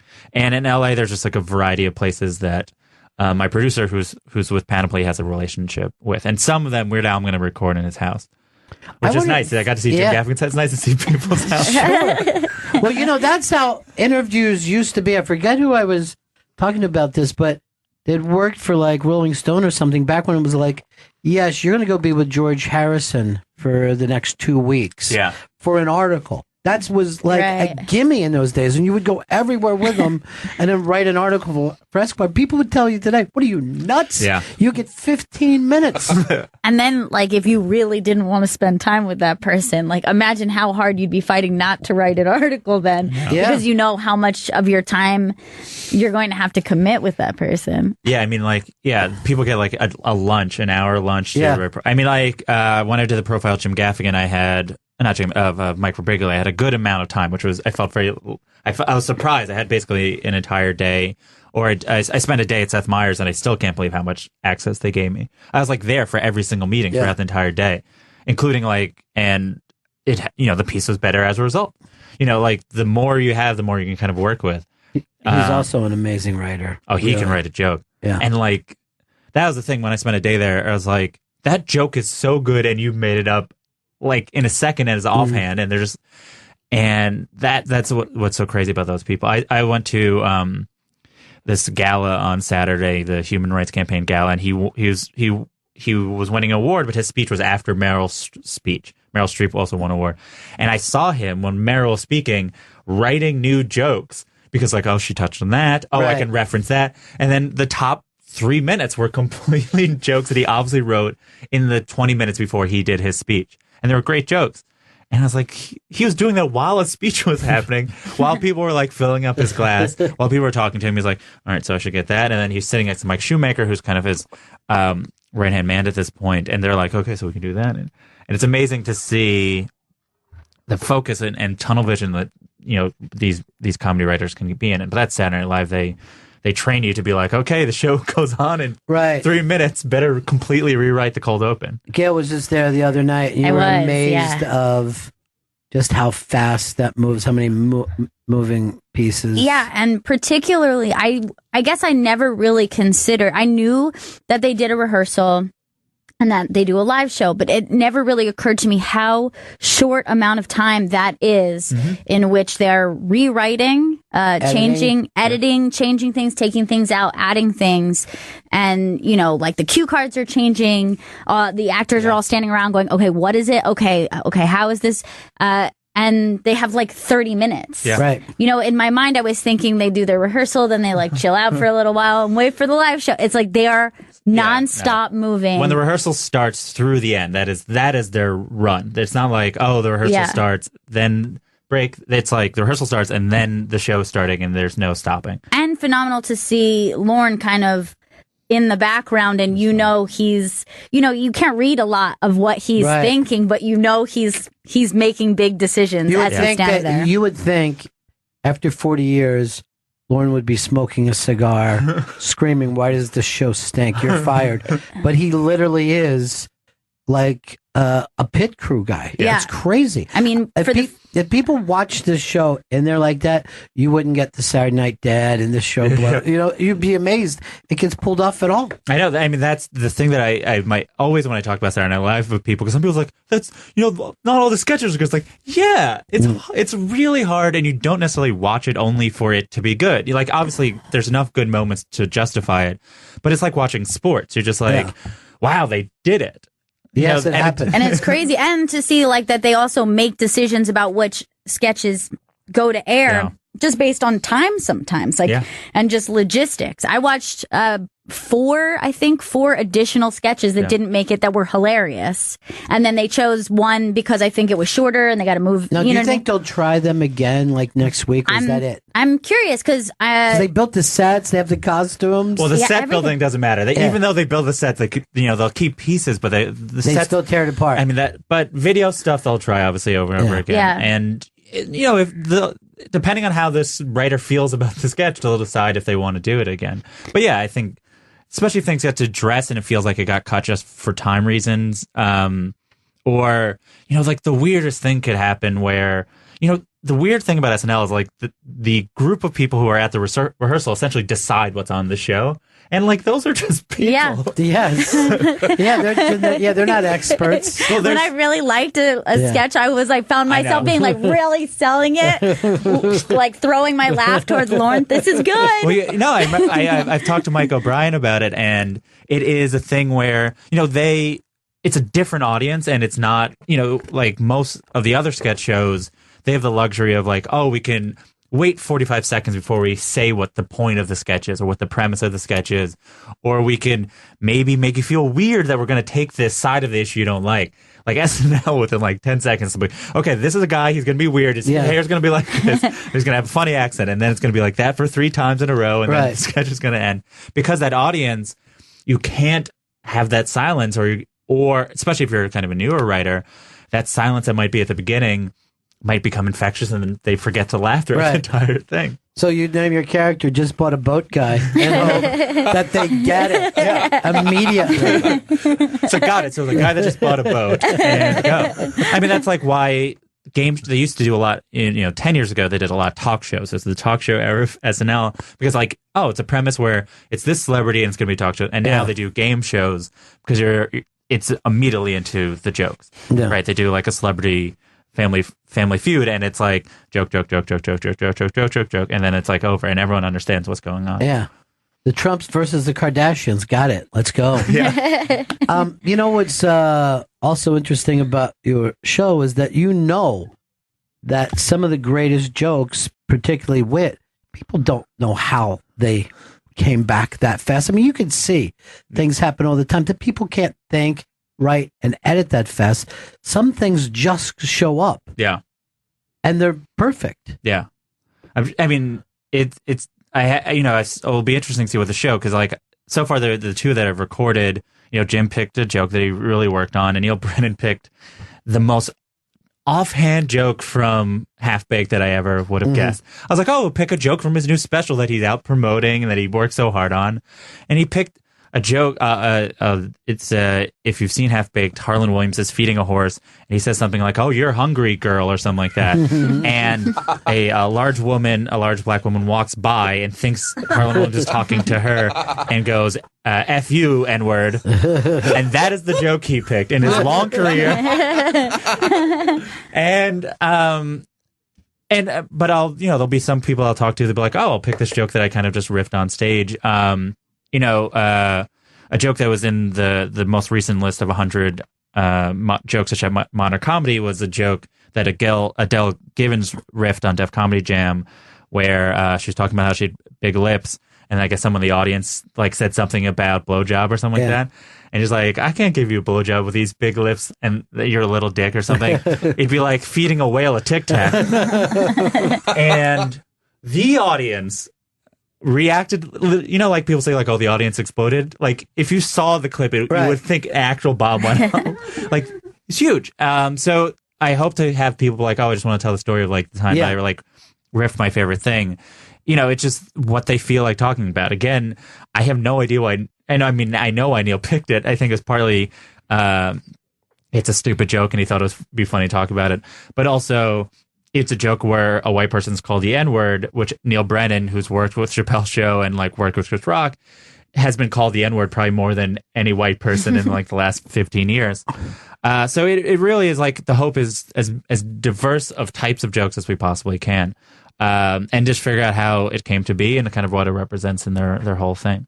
Sometimes we end up talking about street jokes, which are very rare now because the internet passes things around where it used to be, an oral tradition in this country of, hey, I heard a joke at work today, honey. See what you think of that. So it's almost something that's disappeared, but you never have traced a joke back to find out who wrote it. Yeah. You know what I mean? It's interesting. There's a joke that maybe something is a street joke, which is why the chicken crossed the road. Mm-hmm. Is also in that most recent list of the 100 jokes that shape modern comedy because it's a minstrel joke. Mm-hmm. I mean, it might have been a joke that kind of existed, but it became a joke that a lot of people knew because minstrel, like people in blackface, used to do it as kind of a routine. And some of those jokes do date back that far. Or like personally, I'm trying to figure out the first people who did. It's called I think it's called a trench coat totem or a totem, which is when a kid goes on another kid's shoulder and they wear a trench coat to figure out to pretend like they're an adult. Yeah. And I still have not figured it out, but my goal is to figure out who's the first person who. Always my favorite thing from Little Rascals. Favorite joke. It's my. Excuse me, miss. We're waiting again. See him staggering around. Yeah, so I mean, like, but I also grew. I mean, my Bubby, before she passed away, she knew all these kind of jokes that, like, they Borscht Belt, but not even like staged Borscht Belt jokes, just like that they would tell at the dinner table, right? And that is a tradition that it's like you don't see a lot of people just doing like jokes. Yeah, I know. And the fact is, like, some of those jokes are just absolutely amazing. Yeah, and you're like, somebody wrote this that was, really good at joke writing, never made a set, and never got any notice for it. You know what's weird about the vaudeville guys? Some of those guys, because it was pre-TV, did that routine. They're 15 minutes, or some of them were only 8 minutes, for like 40 years. Crazy. That humor didn't change. Yeah, or some would do the exact same. Everyone would be doing the same routine. Yeah, it would be, anybody could have it. There's like there's probably like 50 versions of Who's on First, but like the Who's on First is the Who's on First we know. Or there's this a bit called indefinite talk, which is it's not even like a routine in terms of like, oh, you say this. It's like a type of talking, which is you basically interrupt a person based on like what they're saying. You can guess where they're going. And that is essentially the routine. Mm-hmm. And hundreds of people probably were doing that between 1900 and 1940. And then, like, once people started being on TV and stuff, it slowed down. It became that person's bet. Whoever got to TV first basically. Won. I didn't know that a lot of people were doing Who's on First. This is stunning to me. Yeah, I, from what I understand, I don't remember exactly who, but it's a thing that it's not clear totally if Abbott and Costello totally invented it or if it's kind of a thing that's going around. But it was definitely like they were the people that did it. And obviously, but it is partly like they got on radio and did it first. And they got it, so a lot of those jokes had similar jokes because it was just, a lot of it's just the style of how everyone was doing, which is like, yeah. Now I want to know who did Niagara Falls, the Susquehanna hat factory joke where the guy would just scream Niagara Falls. I know that it was done by the Stooges, but I have no idea whether they got it from some place because I never understood it when I was a kid. Yeah, like, why is that setting him off? Slowly I turn. Plug away, Chris. Keep typing. Jesse David Fox is in studio. Jesse's new podcast, Good One, a podcast about jokes, premieres today with guest Jim Gaffigan. It's available on iTunes and on vulture.com. Thanks. Welcome. By the way, Woody Allen wrote a lot of precise jokes when he was doing stand-up. Well, it seems like because he hated doing it, that he had to protect himself by making sure the entire routine felt like a written piece. I feel like a lot of those guys, I mean, like George Carlin wrote everything exactly out. Yeah. The pauses out, like, which is, I mean, no one's writing out the pauses anymore. Yeah. I feel like even Jerry Seinfeld can pick his own pauses per day, but Yeah, I think that is. I don't know who's the first comedian that really changed the expectation of how written out it would be. I mean, like there's the stories of like Richard Pryor going up with nothing on a Monday and then on Friday leaving with. Right. Yeah. But I don't know if that was as seismic of a shift or if there was like a comedian and. It's a really interesting idea because even the first guys that were doing crowd work were only to get to already written, Right. Stuff like Don Rickles knew he was going to find a hockey puck somewhere. And he would lie all the time and say, the color guy in the back just yelled, and there was, where? But Belzer, I know, like in the 70s, was very well known for early crowd work and like going through people's purses and stuff like that. Everyone just thought it was the most amazing shit ever, but they didn't know how to put him on the Tonight Show. Right. They're like, you don't have anything. I guess people at the Tonight Show have to bring their purse, or they'd be like, "We gave you this purse."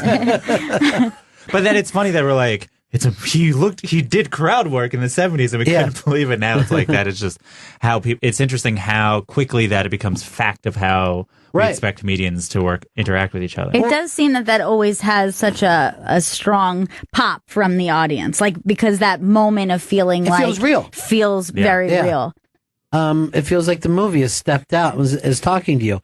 But, if you even think back to observational comedy, somebody had to think to themselves, no, I'm going to actually talk about my wife. Not some bizarre joke that I planned. Yeah, this actually happened. Quote unquote wife. I'm going to talk about my wife with the first name and last name. And there's always debates about who was there first and who suddenly broke this, because that's really an amazing. What era do you think that would be? I'm going to say late 50s, early 60s. You'd have to look back at I'm going to say like a Cosby type. Who else was David Steinberg? David Brenner. A lot of people credit David Brenner with starting observational he was comedy. the first guy that said, "Did you ever notice?" Yeah, or something like. And it's, it really he was on, especially on the Tonight Show. But he was like the guy that said, "Did you ever notice this?" And and Jerry Seinfeld became kind of because Jerry became so famous, became associated with like, what's the deal with? Which is not a thing that I believe he's ever said. What's the deal? But it was an SNL sketch making fun of him that when he was on, he hosted, and it's like a game show, which is like, what's the deal with? And it's like airplane food. And he ends up doing like almost an impression of himself, which is like, But David Brenner really was, I think, to be like, okay, we're just going to be like, oh, what's the deal with, I'm trying to think of mechanics or stuff like that. Yeah. It really is just like, okay, let's pick at things like pens. Oh, pens, blah, blah, blah. And then, I think Jerry took it to a certain level, and Jim Gaffigan, to his credit, also takes it to a certain level beyond that. Yeah, there's still quite a bit of observational comedy. I think we're in this thing of almost honesty to a fault, where some people have to tell every piece of their life.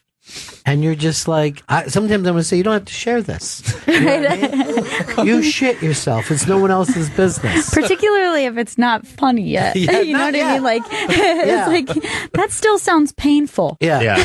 So to be fair, Kevin Hart in his football stadium special talks about, I don't think he shit himself, but he talks about going to the bathroom at the airport and someone like going to the stall or whatever. But it is a thing of, especially when people are working on their material, you're like, you're just telling us facts about your life. And you're like, oh, eventually we'll see if there's juice here. You're like, I guess so, but maybe like take a step beyond that. We're not your therapist. We honestly wanted to be amused. Oh, the poor therapists that have to hear whatever the draft before the draft we hear. Can you imagine just working out material? Saying to your therapist, is that funny? Is there something there? Have you heard this before? It seems like it's not anyone else come in with us. That's always my favorite thing that comedians will say to you. Is that anybody else's? Yeah. Did I just come up with that, or is that? It's got to be somebody's, right? I mean, it's right there. Did you see anyone? Is anyone doing anything in that area? It's like, but it's different. It's mine, right? There are conversations I had. There was in an interview I had, someone credited a joke that someone said that they took. Then they looked at so they told me to remove it from the interview, and then they went back and realized like, oh no, that joke is different. I shouldn't have told you to do that. There is like a constant now, like a vigilance, because people overreact if they feel people steal a joke because they are both like talking about Monday Night Football. I'm sorry, you can't own Monday Night Football. Does that happen to you very often where somebody will say, please, I thought it over? No. It very, very, I'm trying to think of probably once a year. Yeah. No, I think it's mostly, if they misspeak or they don't remember what they said about a certain person, but like just in case they'll be like, hey, did I sound blah, blah, blah about this or this project? And that's mostly it. And you want to be respectful to make sure that you're clear to what they're saying. But most time, not really. Most people just like forget what they say after they. Yeah, right. But it is like that'll be the place of like people come back and go, when I said that thing about, and I'll go, well, it was live, so there's nothing we can do. Yeah, that is the you'd be like, it's already out there. Already happened, and you called him a Jew for no apparent reason. There was no reason to say that Jew director said to me. And that's the kind of things that, like, is that going to look bad later? We're like, I don't know. This is the way you talk. Can you edit out so just be like that director? Yeah. Chris, keep plugging away. Jesse David Fox in the studio. Because it seems like you don't want to do it. I'd love you got to support this. Yeah. Jesse's our guy. Jesse's new podcast, Good One, a podcast about jokes, premieres today with guest Jim Gaffigan. Future episodes will have guests Kristen Shaw, Paul Feig, Weird Al Yankovic. Good One, a podcast about jokes, available on iTunes and on vulture.com. And it's brought to us from Crashing, which is a really funny show where Pete Holmes lays out the worst thing of his life, and it starts from that point on. The only woman he's ever had sex with, his wife, he walks in on her, and that's the show. Does he go on as a stand-up or not? Yeah. Have you seen all the... Yeah, I've seen the first few, partly because the ads that I read on the show, I want to indicate the certain episode, so the plan is to sort of do a mini recap of the previous episode, each one. So I've seen the first few. It's a thing of, I am amazed how specific of a world we are able to see of comedians' life. Yes. Like how far we have come from, Seinfeld. My favorite moments in Seinfeld are when you really felt he's a comedian instead of just like a guy who coincidentally has a lot of time on his hands.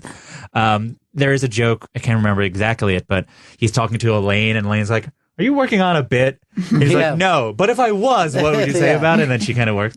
So, and now it's like this, Take My Wife, that show with Cameron Esposito, which is, takes place a lot behind the scenes of a stand-up show. Like, it is really exciting the more we're getting to see kind of this world. And my whole thing, and partly why I want to do this podcast is, I want better audiences, just in general, I want better comedy audiences because, a bad comedy audiences results in bad material because like comedians have to play to them. And if the audience likes hack stuff, then they're going to do hackier stuff than they probably want to. But if you have a savvy audience that knows what's better or knows that like a comedian works on these jokes, pay attention, it's better for the art in the long run. There is nothing better for any scene. Doesn't matter whether it's painting, music. A discerning audience is the perfect thing. And that doesn't mean a rowdy audience that's booing someone down. That's an audience that can tell the difference between excellence and something that's pretty good, And all the best scenes in history have had that. And sometimes it's just a critic. There's one, it could have been like Pauline Kael. It just was, everyone's like, when they made a movie in the 70s, they're like, man, if I could get a good review there, you know what I mean? And they worked to get it. Right. You know what I mean? Yeah, I've been to shows where a joke would bomb and the comedian goes, usually I'd blame you guys, but you guys are a good audience, so I guess that sucks. And it's interesting. And, I feel bad, but it is heartening. I won't name names or even shows where people bomb in rooms that I think are good rooms, and they bomb because the material isn't that good. Right. They're kind of on autopilot, and they thought they'd be able to be on autopilot because the audience is a good audience, laughing when they, and then there's like, literally I saw a person go like, is this thing on? Not realizing they're doing the cliche of comedian bombing. He was really concerned.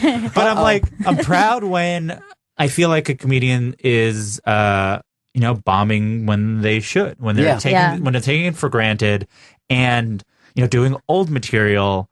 Like it's interesting that even if material hasn't been filmed, you can tell material that is been done so often for so many years that it loses being a person speaking it. There's like, okay, now I'm going to start this thing about subways, and then in 5 minutes I'll get into this, and then they're just talking, not even thinking about they're doing it. Right. And then halfway through they realize that the audience has laughed. And they're just doing these weird pauses when they assume the audience is laughing. I love when you see a comic who's maybe like a little green, and then they come out, they do a joke, it doesn't get the response, and they immediately go to like, oh, am I too offensive for you guys? And like, yeah, everyone's like, over your head. Not and they're necessarily. like, no, that just wasn't very well written, but.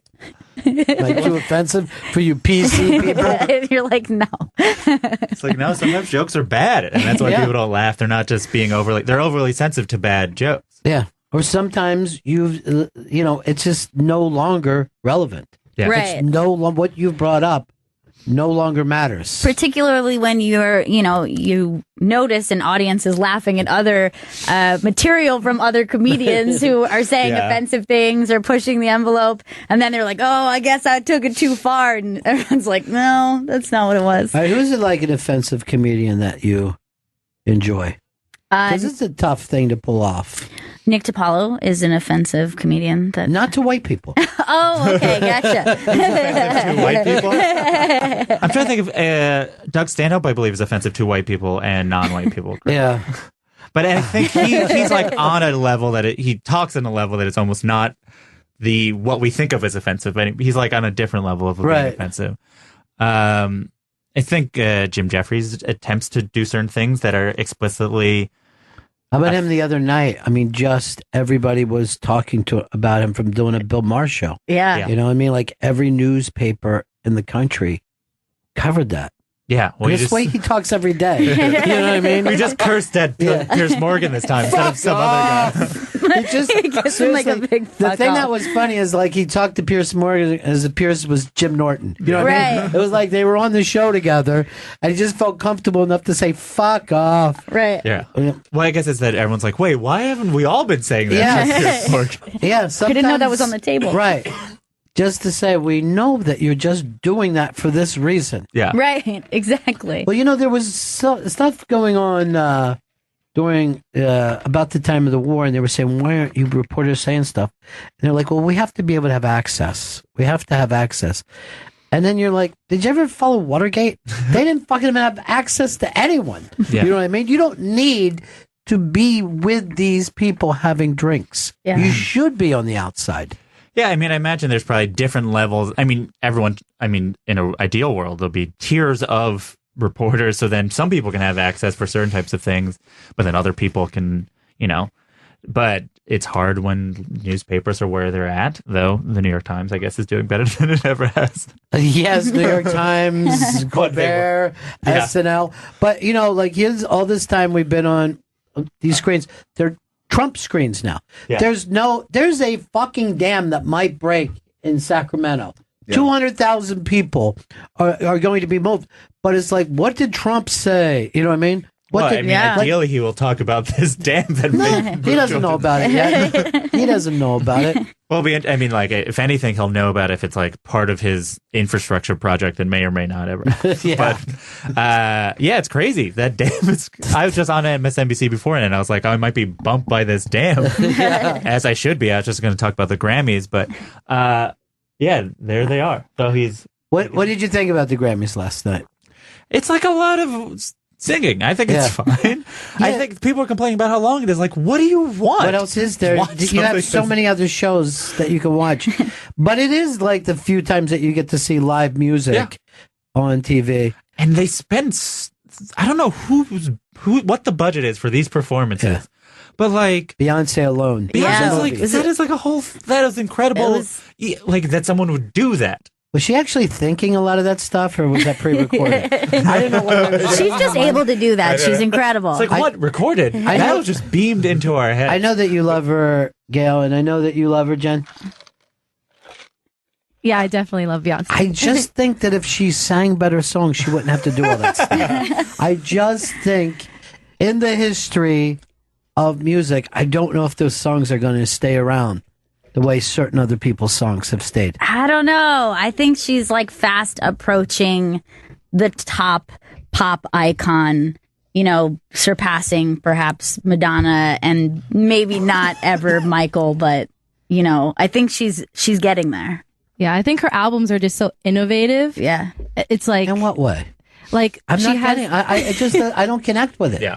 She has visual albums, which like nobody else has done. She was the first person to do that. And I think like 10 years from now, people will still go back to her albums and be like, wow, that was a piece of work. I love Beyonce. I wonder. You know who has a visual album? Weird Al. Yeah. But other than Weird Al, no, I think I actually I respect this album a lot. Though I think the songs on a song level were better in the previous album. Agreed. Yeah. But those songs are great songs. Yeah, that album. I mean, and I don't listen to a ton of pop music, and I listen to that. Yeah, album, that song the had, like- previous album. not Lemonade. No, the one before Beyonce. that. Yeah. But this one, it's an interesting that a person that famous would do something this weird, like, and possibly that could turn off fans. It's you know, when you're thinking like the other two biggest pop stars are like, you know, you think like Taylor Swift is like by nature safe. Adele is doing the same thing Adele does, and she does it very well. Or even like Drake does the same album over and over again because he likes being famous. That Beyonce would be like, no, I'm going to do this thing which is like half spoken word, and it's all visual and obtuse. It's a very, very cool thing to do. Hey, I wonder how Metallica's fans feel today. Oh God. I wonder if they're in the best mood. I saw Eddie Trunk walk by, and I was watching him tweet, and he was like, "I will pick this up tomorrow on my show." He was furious for a guy who's deep into his 40s to be that furious. But he's like, 6% of music is rock now. And I go, that's about right. You know what I mean? The pop thing, whatever it is now, is all by itself. Yeah. All by itself. I mean, rock music has been around for a while. I don't know if it needs... I mean, it still exists. It doesn't have to be the most important genre. You don't want to feel like a jazz guy where you're just I like... know. Well, that is what it feels like. Yeah. Although, you know, being in that position is like the punk rock position to be in. You know what I mean? Like certainly, you know, rock and roll becoming too commercialized was not a good thing. You know what I mean? Maybe that's what like a rebirth is happening. You know, it has to I don't pare think back. so. There's no such thing. I think it's just a slow... no, it really is just becoming jazz or like... Yeah, it blues, is. which It's jazz like, or blues. Like, oh, so you know what they'll be? They'll be like the New Orleans Rock Festival, where everyone could go for 3 days and say, and that's what they're doing. It's like, oh yeah, what is this thing called? A guitar solo? Solo, yeah. It's true. The things never do come back once they're gone. But I really, you know, I believe Neil Young when he said rock and roll will never die. I didn't think oh, Neil, you're being insane right now. I thought, yes, of course. We've found the music that will touch us forever. It's like, this is the genre of music and everything is, and it is funny. They'd be like, oh, now it's just like a small portion of what we think of as like popular music. Yes. A very small portion. A very, very small portion. Yeah. And already, like, is electronic dance music going to replace, you know, where hip hop is? Yeah, it absolutely. Looks like that could happen. And soon, you know, a lot of times I'm like, why do you want to listen to a song where the singer sounds like a computer? But people do. Why? Because we have computers? Well, I think we are slowly adjusting to our future overlords. Could be. Yeah. It started with Cher, and we've just loved it ever since. You're like, yeah, this seems fine. It seems like people haven't been doing a great job with running things. Let's just accept that robots are going to take over. Elon Musk said, look, you're going to have to be a cyborg if you want to compete in the future, or the robots will just be too far along. And I'm just like, I don't know. I guess I'll die in a car crash, or hopefully by natural causes. But I'm not sticking around for this. No, I'm tapping out. By that time, there probably won't be car crashes anymore. No, the car won't let you. Yeah, we'll have robot cars by then. Yeah. Please. We're gonna have robot cars before robots like with legs. There's car crashes. You can't have the luxury of a car crash anymore. Here's the thing, though. Will we still have stoplights? I don't think we will. No point. Right? The cars are going to be talking to each other. They're not going to be, oh, shit, a red light's coming up. They're going to be like, just time, so they'll be missing each other by inches. I'm trying to think if stoplights do anything else. I mean, they tell people when they could walk. People still exist. Why would people walk? We're done with that. They'll be just put to sleep and then moved. Yeah, we'll just be in a big bundle, and then it'll just be like the Matrix. We'll just be power sources for these cars driving around there. With that thing down your throat. To me, that was the scariest thing in the Matrix. What it took to kick that thing back out of his throat. Mm-hmm. Jesse David Fox is in the studio. Jesse's new podcast, Good One, a podcast about jokes, premieres today with guest Jim Gaffigan. Future episodes will have Neil Brennan, Kristen Shaw, Paul Feig, Weird Al Yankovic. Good One, a podcast about jokes, available on iTunes and vulture.com. Chris, that one, instead of not doing it, you interrupted me. All right. Okay. I just want you to know something. Yes. Nothing you can ever do will please me. Can't you? Yes. So work on that. Become a cyborg sooner. Dude. Chris, were you ready to be one? I'll take some implants, sure. Would you do it? Yeah, why not? I kind of do feel like anyone who ever did drugs before is probably like, yes, it's easy. That's not a big deal. Let's see what that experience will be like. I see no reason not to do. I mean, at least cyborg, I think, just means any robot part. Like what part? Yeah, well, so like I don't need my legs. No, you'll have wheel feet. You'll have wheel feet. That'll be good for you. That's pretty cool. I mean, let's be honest. Knees were a bad design anyway. They're weak and they get messed up too early in life. You'll just be like pointing at your head. Hold on, I got to take this call. Yeah. Kill her now. Thank you. What? I think neck down, I don't particularly care, and eyebrows up. You know, if it's like part of my brain, I'll be happy. Then I'll feel like it. But otherwise, I can take it or leave it. You're ready to join. You're ready to become a toaster. I'm ready. Or the other is the singularity more angle, which you upload your consciousness to a computer. Yeah. I'm basically that. Almost there. I'm basically like a computer. I mean, I work online. I'm basically a computer who eats. I realized that I check my photos for memory too. Like now, I'll go through how on an iPhone you can check by season or the year, and then I'll remember stuff by going through from 3 years ago. And I'm like, oh, I would have forgot that. Oh yeah, I was in Thailand. Yeah. Or I mean, it's you remember when I was younger, we're we don't need to do math. There's calculators. Well, that's going to be existence. We don't have to live a life. We have these pictures of lives to see. I got this sent to me. Two great joke writers, Bonnie McFarlane, Rita Rudner, and Rich Voss. So first of all, Rich Voss sent that and mentioned three great joke writers. Matter of fact, I saw Rich Voss the other night tell to me the single funniest Obama line I've ever known. I'm not going to repeat it because he closed with it. And then Keith Robinson came up and attacked him for that joke for 15 minutes, which gave me another 15 minutes of pure happiness. But I promise I'll tell you guys as soon as we jump into this. Jesse, thank you so much. Thanks so much. I'm looking forward to your podcast because it's always great to have you That's the best. on here. Jesse's podcast, Good One, a podcast about jokes, is available on iTunes and vulture.com. Jesus. We'll be right back, Bennington. Welcome back to the Bennington Show.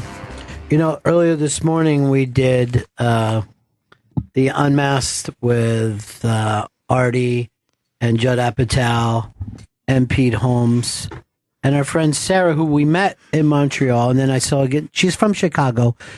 She writes to me and she goes, oh my God, I love Judd Apatow. Can I fly in for this? She flies in. Oh my gosh, yes, I didn't realize that. Yes. That's crazy. Yeah. Did you enjoy yourself? Loved it. Was it worth the trip? 100%. You came up with the term, what, comedy? Comedycations. Comedycations. She does that. She'll go to New York. She'll hit 8 clubs in, 3 days or something like that? Yeah, I try and see as many shows as I can. I kind of create my own little festival. A festival wherever you know go. What I mean? Well, Gail had an experience you would have liked. You were at Saturday Night Live the other night. Yeah, this is something I've wanted to do since I was a kid, and Wally the cue card guy, the best, set it up, and I was honestly could not believe how overwhelmed I was with just excitement. I was in awe, even just walking in and seeing the halls, which you've seen in so many sketches. I was with my boyfriend, and I just kept on going, this really looks like SNL in here. Like, it just like really looks like SNL. Yeah. And we had been there all of like 5 minutes waiting in the hall when we see Lorne come down walking towards us, and we didn't think we were going to see him again. So we were just like, oh my God, this is insane. I mean, that's the thing. You're there like that, but they're not precious about it at all. Not at all. I mean, honestly, we got to see Tracy Morgan before he had even come out. So he was just walking around. You're lucky he didn't get you pregnant. It was pretty much exactly what he was doing. He was just walking through the hall, being very Tracy Morgan, and kind of like hamming it up a bit for the audience who, like, you know, we were like watching him and laughing, but most of the people who were waiting to go in, it almost looked like someone had told them not to talk to the cast, because they were just like looking straight forward, like, I'm not going to give him the attention. But you could see that's all he wanted was everyone to look and laugh. But yeah, like getting there was just insane.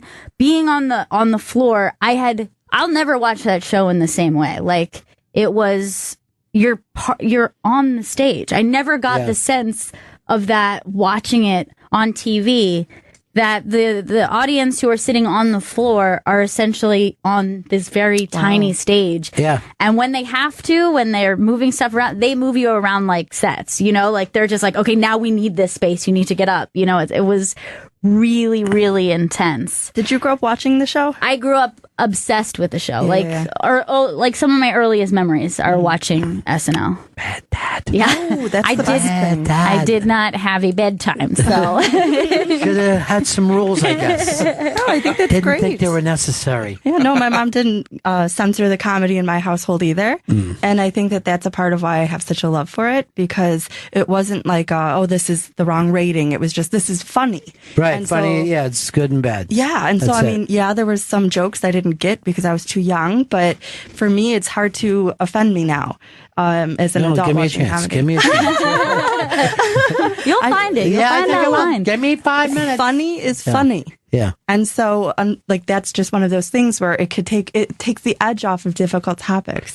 Yeah, did you go to the after party? I did go to the after party, which was like, that's a pretty surreal experience too, because everybody's just hanging out and you're seeing the cast members, and Lauren was there as well. And, you know, we're hanging out with Wally, and it's just like, it's so much fun, and you could see how much everyone loves him so much. Like, Wally's the guy. Beloved there. Yeah.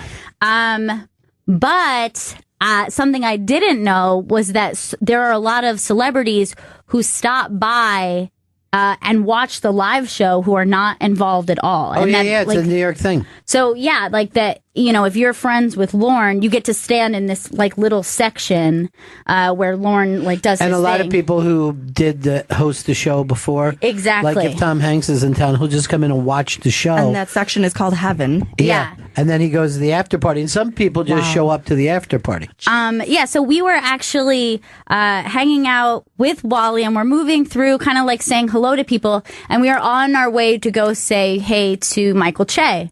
And all of a sudden, Wally sees somebody. They're so excited, and we end up in a conversation with a very big celebrity. 20 questions to guess who I hung out with and was. Were you very excited about it? I was very excited and trying to be a normal person. Like, it was one of those things where I'm like, I'll just make like this is a normal thing. Like, by the way, speaking of which, in 40 minutes, I just found this out. The people that are going to be down, Jessica Lange, Susan Sarandon, and I don't know who the other one is. I thought it was just the two of them. No, there's another big star. Oh, it's Michael Douglas's award-winning Catherine wife. Zeta-Jones? Yes, the Wow. three of them are going to be down the hall. Are you kidding? No, we're going to go see them as soon as we're done here. Wow. All right, so we got to guess yours. Yes. I'm going to just say this. I feel like I know you good. By the look on your face, male. It is a male, correct. Good question. Are they a musician? They are not a musician. So you're out, Chris. Out. Jen, what do you have? Are they over 30? They are over 30. Yes. Are they a working actor? Yes. A movie star. Yes, and. Yes, and. No Chris anymore, so we'll go back. gotta get yes answers. Have they won an Oscar? No. Chris, I know it's Oscar season, but stop obsessing. It's on the brain. That's 2 no's for you, by the way. I know. Go ahead. Have they been in a TV show? Yes. Is their spouse famous? No. Is this a television show that you would have loved? Yes. Okay. Are they also a director? Oh, I don't think so, no. Obviously not, Chris. No. Once again, no. That's 3. You're really doing terrible. 1, 2, 3 strikes, you're out. Come on. What are these Tinder women seeing you? Do they have brown, like dark brown hair? They have brown hair, yes. Wow, that was an odd one, and you pulled it out. Very specific and correct. And I would say dark brown, yes. Specific. Are they comedians? Not a stand-up comedian, no. Yet they work in the comedy genre. Would the television show be considered a comedy? The television show would not be considered a comedy. Oh! Was the TV show on AMC? I think so. Yeah, I'm like not like you and you had 4 misses in a row. But I think so. Are you I'm not thinking like Breaking Bad? I know what it is. Are they a former SNL cast member? No.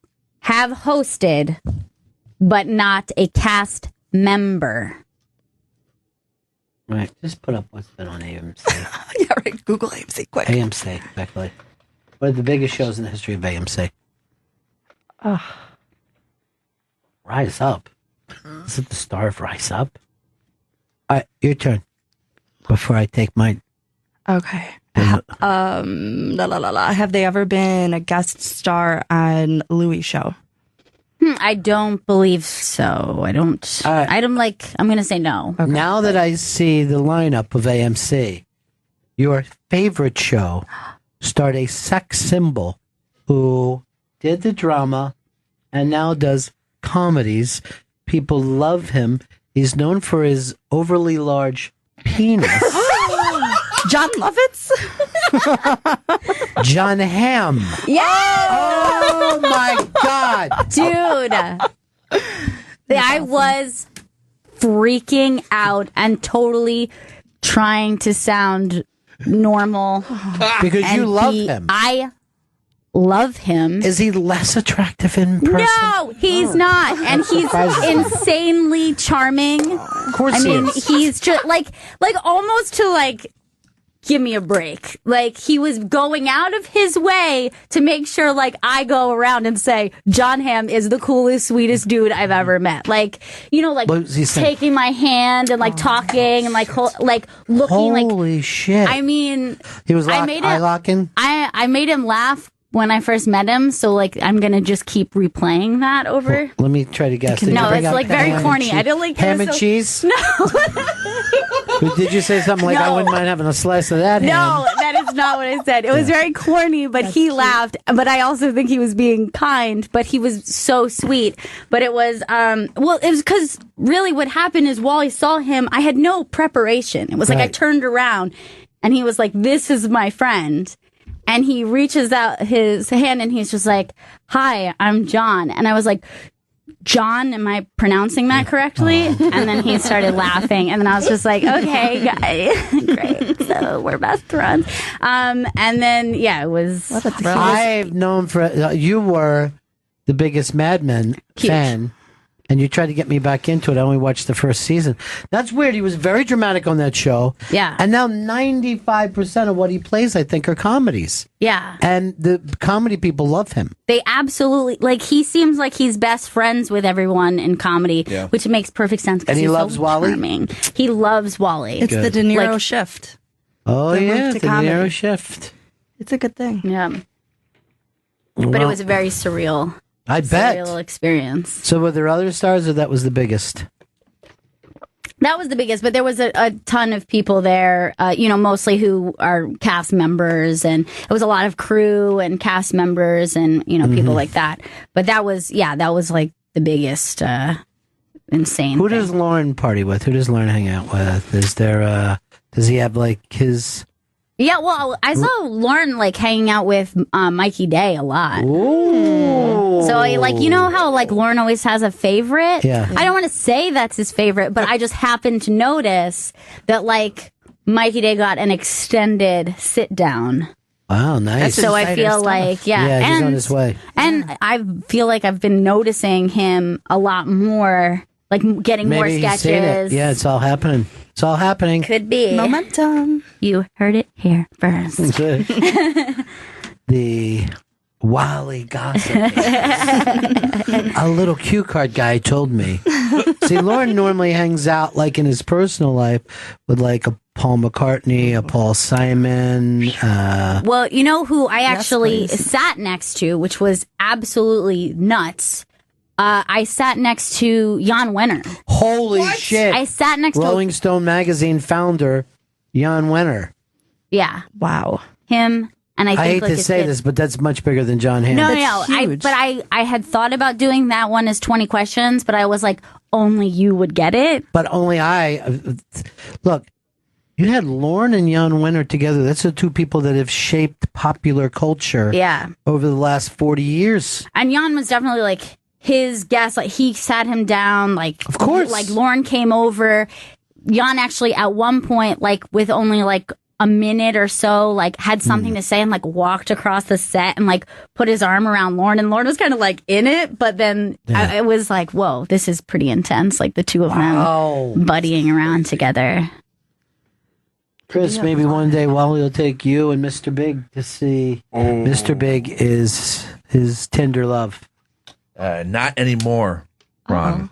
No. You want to fight? Mr. Big's out? Mr. Big is out. Left at the altar like Mr. Big does. What happened? She chose? what's that? She chose? Oh no, I told her to leave. Wow. She get crazy? She got crazy, yeah, and I was like, I don't want the craziness. Getting crazy right now. Oh my I god. mean, it's a woman. We're a month in, and it got real crazy. I'm like, well, this can only get crazier. What did she do to cross the line?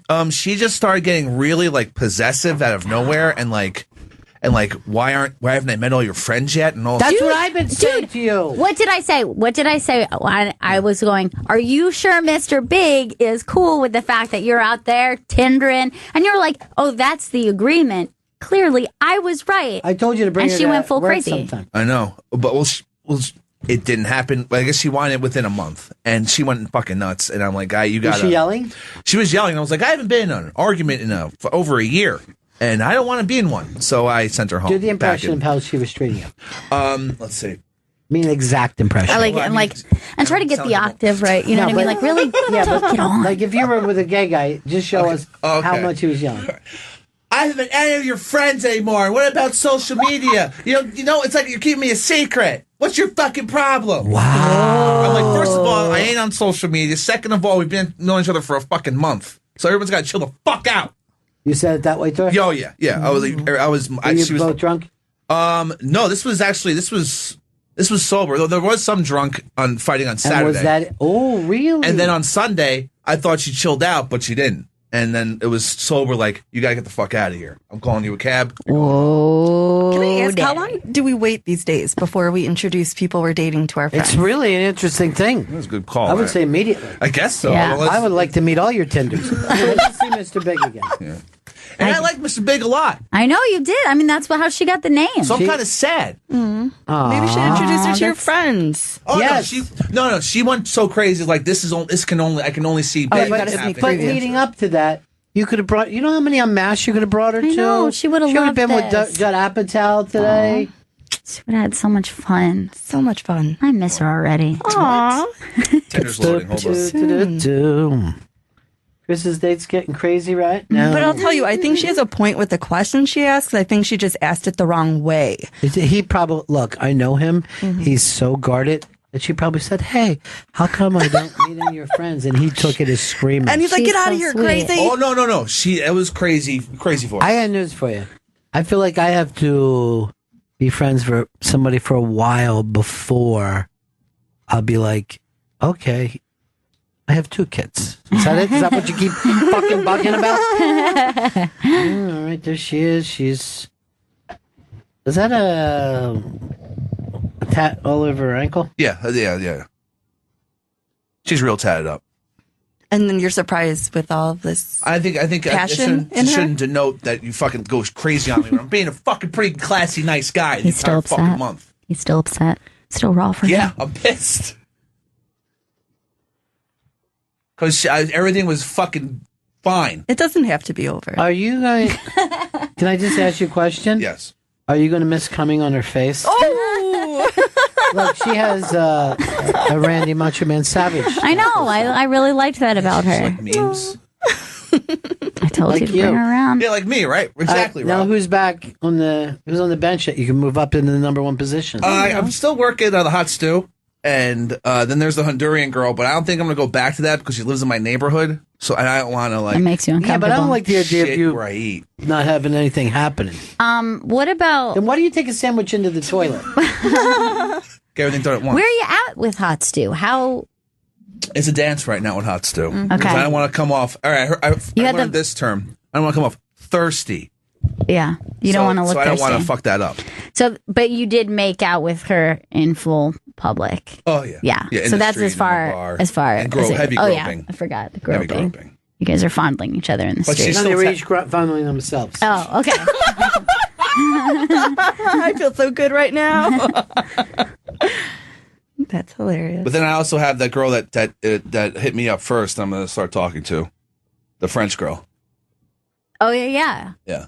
I'm surprised you haven't. And then I'll just do some more swiping. See what else is out there. Is she from Let me France? swipe for you. You know what I mean? Yeah, Like, let me do a little swiping. I'm very interested in the French girl. Yeah. Yeah. 'Cause French she is beautiful. speaks. She's bilingual Yeah. and bisexual. Yeah. Ooh, Multiple lot of passports. Yes. It's all good things. Biracial? Possibly French. Biracial means what? You got one of each parents? Yeah. Okay. There's some split. What's that? Some split. Some sort. It doesn't have to be one of each. Like one. That could would be great if both your parents were biracial. How about it? Like, isn't like the Kravitz, Zoe Kravitz, is like two biracial parents. This I didn't know. Oh yeah, that's right. Which I guess still makes you biracial. Yeah, yeah, Because yeah. you're still just dealing. No, because that's not four different races, It's two. right? Okay. But So I mean, she's I don't just know. like Would you the argue? most biracial person going. But you could argue because Lenny is African American and Jewish.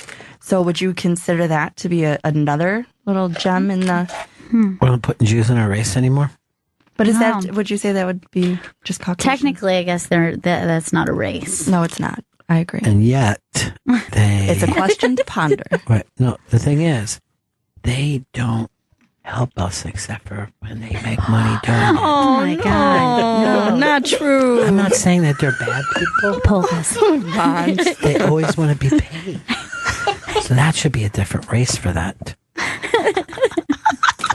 It's called the Union. Yeah.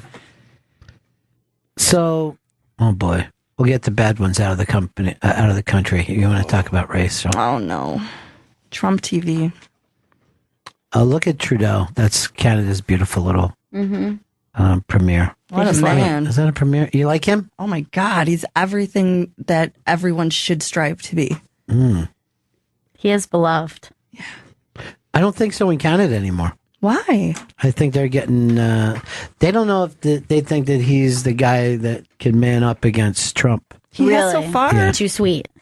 He's Too sweet, too sweet. Chris. I don't like this idea of you being single, Chris, again. No. After a while, I'm starting to think it's you. Yeah, it probably this is. time was not me. And I'll fucking say if it's me. You I'm a bring fuck up. crazy out of women. No, I don't. She was totally sane for a month, and then this fucking crazy Yeah. bomb went off. And then she got to know you, and now she's crazy. It See takes what I mean? 3 months. It takes 3 months to let the walls completely down. So if you got the sneak preview at 1, Yeah, that's why I was like, "Oh, you got to go. This can't happen." And then she texted me later that night and apologized. But I was like, That's Oh, nice. that's sad. Let her back in. She loves you. oh, it doesn't have to be over. You don't understand how lovable you are, Chris. Thank you. I mean, I want to know more about you. Thank Yeah. you. But so curious. I just don't need someone as crazy as that. Can I just ask a couple personal questions? I don't have to answer them, do I? No, it's Okay. up to you. Okay. What's that smell coming from back there? I've always been curious. I didn't. Is it shower. you or is it your Chris, let him clothing? in. You know what I mean? Yeah, let me in. Don't be so guarded. The one needs to know about that smell. Did you sleep in that shirt? I wore it over the weekend and reused it. Oh Okay. my God. No, he doesn't know. Women are crazy about him. They love him. They love him so much. They Yeah. want you to let them into their lives. They call you Papa Bear, don't they? All the time. They're like, hey, PB, what's up? I'm like, Big that's Bear right. loves his honey. Well, yeah. Where's his that little honey? honey. Where's that honey? You like a little pot of honey? He likes a little pot of honey. Tiny little Stick pot of his honey. nose in- Stick his nose in a pot of honey. Nothing wrong with Honey that. pot.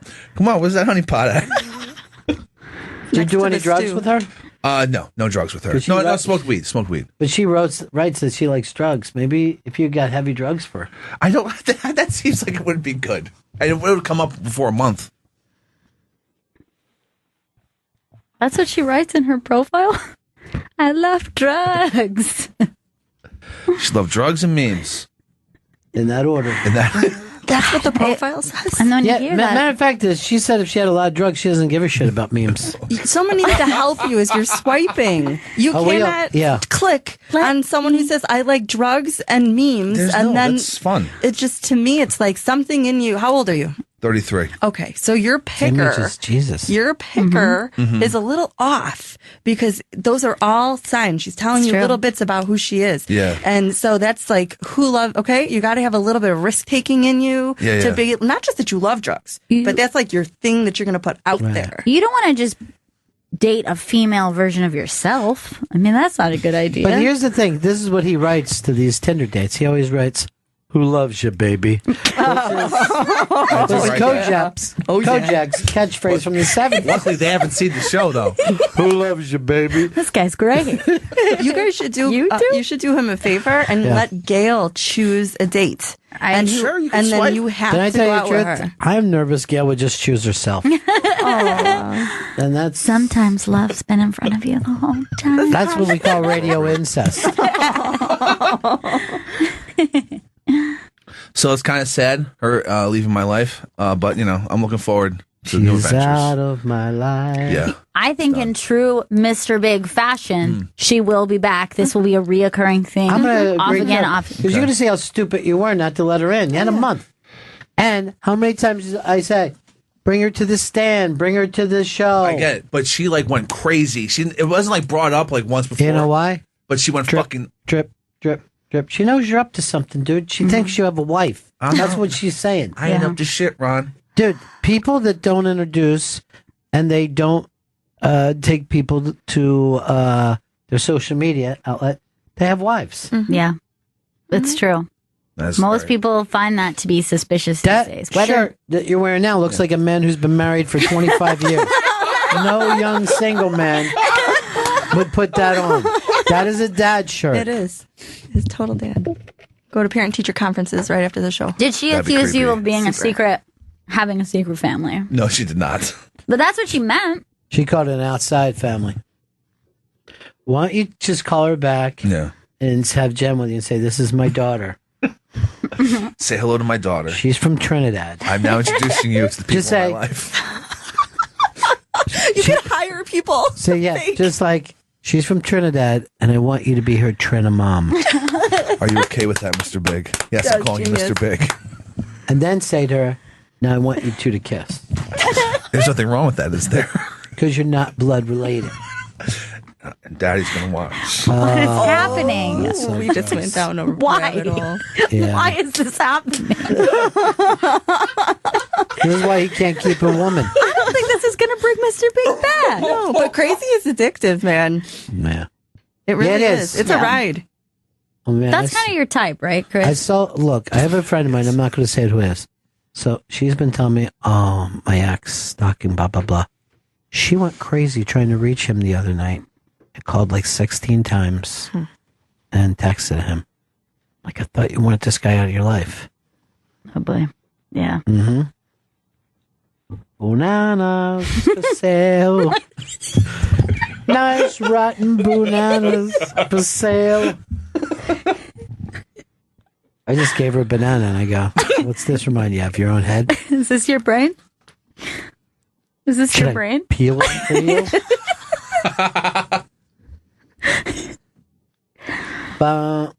Ba-dum-bum-ba-dum-bum. Chris, they're going to be down there at 3 o'clock, right? Yes, maybe possibly a little later. I just got word. Should I go out and get a slice? Is that what you're telling me? I mean, you can have a smoke, maybe. Let's see. I want to make sure I plug. Let's see. The Jim Jeffries tells Piers Morgan to fuck off. I brought that up earlier. That's up there. Our friend Leslie wrote, "Could Lego Batman change the tide of Hollywood movies?" I've decided not to read that because I don't like Lego anything, and Lego Batman seems worse. Bill Murray does not want to be interviewed is very interesting. This is him from, where was he at? Was this the It's like a Pebble Beach? Yeah. All right, so here, and now he's playing in this tournament, right? Correct, yeah. And the guy wants him to be funny, fun, Bill Murray, and I guess the cameraman was getting in his way. Yeah. So go ahead and play it. Moment, let's go down to Phil Blackmar. Bill, all right, Bill, hang on, Bill, come here, Bill, come back here. All right, he's gone, hang on. All right, hey, here we go. Here, Bill. We're going. No, he's here, hang on, stop for a minute. I'm bigger than you. Hey, my name is Phil Blackmar. I know who you are. I'm your security for the rest of the day. I know who you are. Do you have any special needs? I need you to tell me his name like I asked you. What's his name? You want him out of your way? This suddenly got uncomfortable. All right, we'll catch you next. All right, here, no, come here. Will Baker. Why is he saying Will Baker? That's his name. When he was asking, I just want you to tell me his name. Oh. I'm sorry, Will. I'm sorry, Will. I sold you out. What was the cue card guy's name? So, Wally. Wally. Never mind. Yeah. It's like he's not as beloved. No. But see, here's the thing. Some people are turning on Bill about this.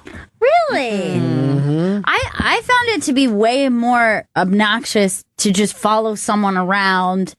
Yelling their name. Yeah, and like kind of like pushing them. Like you see, I guess everybody has a thing where you're like, everybody has a boss. So somebody's like, you make sure you get Bill Murray, we need this clip. So you're pushing to do it. But at some point you got to be like, I look like a jerk by following this person around and sticking a camera in his face.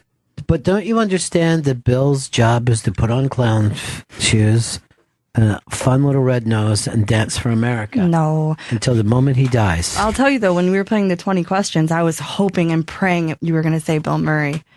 But I was hoping you were going to say Brian Doyle Murray. But Me too. I feel bad for him in this video because we don't know what happened leading up to it. Yeah, first of all, we treat celebrities like they're caged animals. I mean, this is no different than what TMZ does when everyone's leaving a place. And they're just like, hey, what do you think of this? What do you think of Trump today?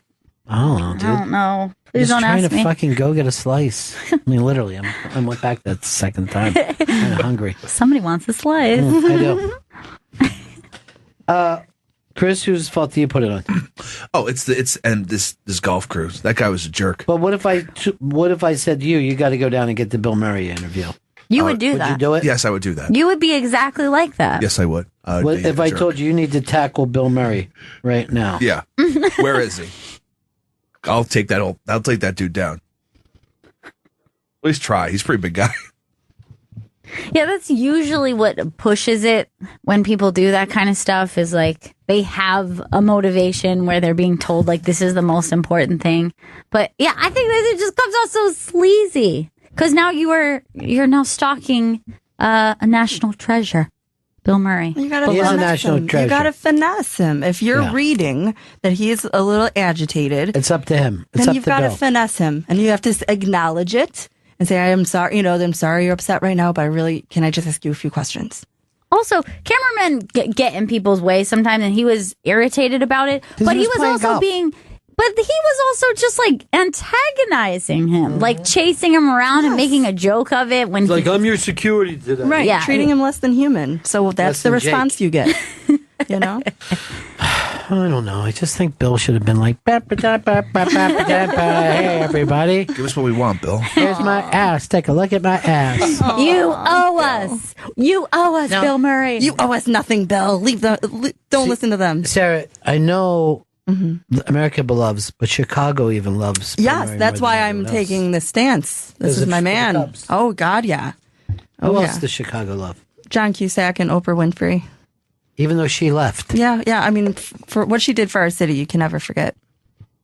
I guess that's true. That's nice. Yeah, she built an empire, and she could have gone anywhere, and she stayed with Chicago for a long time. And now, L.A. Yeah, it's okay. I think she just joined 60 Minutes. Yes, she did. With her, it ended up being 69 minutes. Ow! Is that her first pitch? Her first interview, I just saw it was with John Hamm.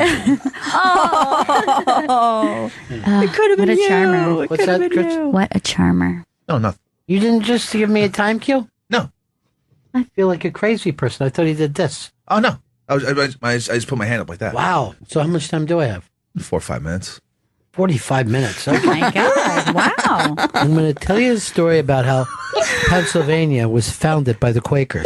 It's going to take a while, so if you have a jacket, take it off. It's jacket off time, kids. Get it? Check it out. Thank you. Thank you. They left me alone. Like masturbates. Yes, that's exactly how we met That it. was over my head. Yeah. Chris? Well, you're worried about your ex. She's not my ex. We never dating. Yeah. You did have 3 dates with her. You were dating. We weren't like boyfriend and girlfriend. Yeah. It's not ex. Oh It's my a God. woman What are I you saw. at? A child? No, I'm a person. You were dating Man. her. There's no legal thing. You don't have to say you did date her. Oh, yeah, I did date her. Yeah. Yes, you were dating. Yes, we were dating. Were yeah. you That makes intimate? her- Can yes. I ask? Can I Yes. ask? Oh, yeah. First night Big too, time. right? No, it's third date. Oh, so you guys only did the hump once. Oh, no, No. plenty of times. They've been meeting But just up not a on lot. dates? Okay. Yeah. Wait, how many dates have you been on with her? Probably 3 or 4 dates. And how many times sex adventures? Probably 3 or 4 sex adventures afterwards because she would just come to my apartment Okay. and we'd have sex adventures So here's the deal. in my apartment. Was there Afternoon oral? delight. Yes, there was oral. Was there Both fluids shared? Yes, fluid shares. No condoms were used. So yes, That's a fluids were relationship. shared. It does. It's starting it's to more sound intimate like. than you were letting on. It was very intimate, but her like going this crazy, this quickly turned me off. How many? How about this? Yeah. You don't fucking introduce her to anyone. She first of all, she gets off work at 11 o'clock at night. So how am I? Great. gonna That's when fucking- I'm just starting my night. I'd love Can I to tell meet you her. something? You work in comedy. Texted That's no Gail. excuse. Yes. Can I tell you something, Yeah, dude? yes. The eagle flies on Friday. All right?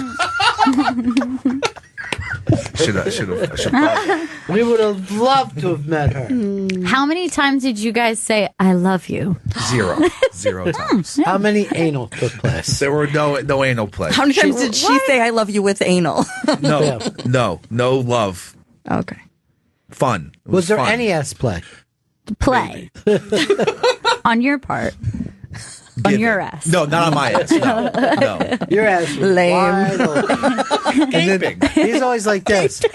How many times I tell you, talk with a more masculine voice when you do this? No. Chris. That's what he wants to That's hear. it. Deep. He's agreeing with you. He's agreeing with the bit. It's true. No, It's like totally hot. It's like you were there. It's sad. It's sad to see her go. You know. So why don't you try to save it? I'm not going to try and save it. Send her the Chicago song, Hard to Say I'm Sorry. I mean, I'll send her a YouTube link to that. Yeah. Please do. Say, look. Hey, but no, I have nothing to be sorry for. Because tomorrow's the day of love, and I thought you would have spent that with Mr. Big. Not happening. Oh, that is tomorrow. And I'm free and clear. You better get on that. Would you go on a first date on Valentine's Day? Yeah, I you would do show up that. with chocolates. That'd be good. Yeah. No, it'd be so awkward. Don't go on any first date on Valentine's Day.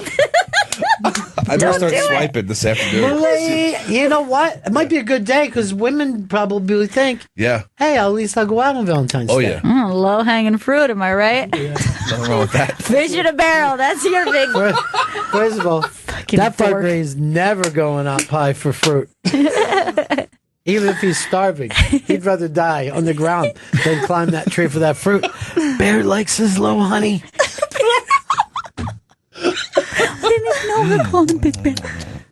Lonely bear. I'm a lonely bear right now. Alone in a Oh, cave. what a lonely bear. Oh, what a lonely bear. I wish we had 10 more hours to do this, Chris, but we don't. Sarah, thanks so much for flying in. Stopping Thanks for having me. You got to This go is so much to fun. the airport at 7, right? 7 o'clock. Wow. It's crazy, right? I mean, I didn't even want to come in today to do it. And I I live a half a mile from here. It was well worth the trip. You still love Apatow? Love him. And I'll tell you, seeing him do his stand-up in Montreal, that's what did it. That's what did it. That pushed you over the 100%. top. 100%. Chris, what pushed you over the top? Oh, a 40-year-old virgin. Gail? I feel like I've always been always into Avatar, like from knowing Freaks his and Geeks. Freaks and Geeks, like knowing that he was a part of that project immediately. It's amazing, right? Yeah. I was into him when he did the Ben Stiller show. 1993, I'm going to guess. Yeah, he was one of the writers on that show. Oh, wow. Am I crazy? It is crazy. And that was a great show. It didn't last long, super did it? No, but it had a good run. Did you watch it, Chris? I did not watch it. Didn't have cable in 93. Big Bear didn't have any kids. Oh, It was a little bear. did you though. watch Love that. Dr. Katz? I did watch Dr. Katz, yes. Oh, my God, that was the best. Love Dr. Katz. Totally. We got to get going. Yes, we do. Anything to plug? Nick DiPaolo Unmasked will be airing this Thursday at 2 p.m. Nice. And our friend Mike Pichetti had a heart attack. Oh. And he's recovering nicely. He's a little pissed off because he said, I worked out. Now I have a heart attack. It seems like it's cheating. But one stent. He's a one stent Johnny. All right. So best of luck to him. That's up on the iBang if you'd like to check it out. Sarah's so great. Thanks for stopping by today. Gail, congratulations on your SNL. Thanks so much. Jen, great boots. And Lonely Bear? Yeah. Don't you stop looking for your honey, okay? You'll find it one I'm day. going to get back out there, Ron. Yum, yum. No. Give me some. Yum, yum. He loves tasting cum. See you all again in 1974. Ow! Ladies and gentlemen, the evening is over. We hope you all enjoyed yourselves, and we'll see you all again in 1974. Good evening!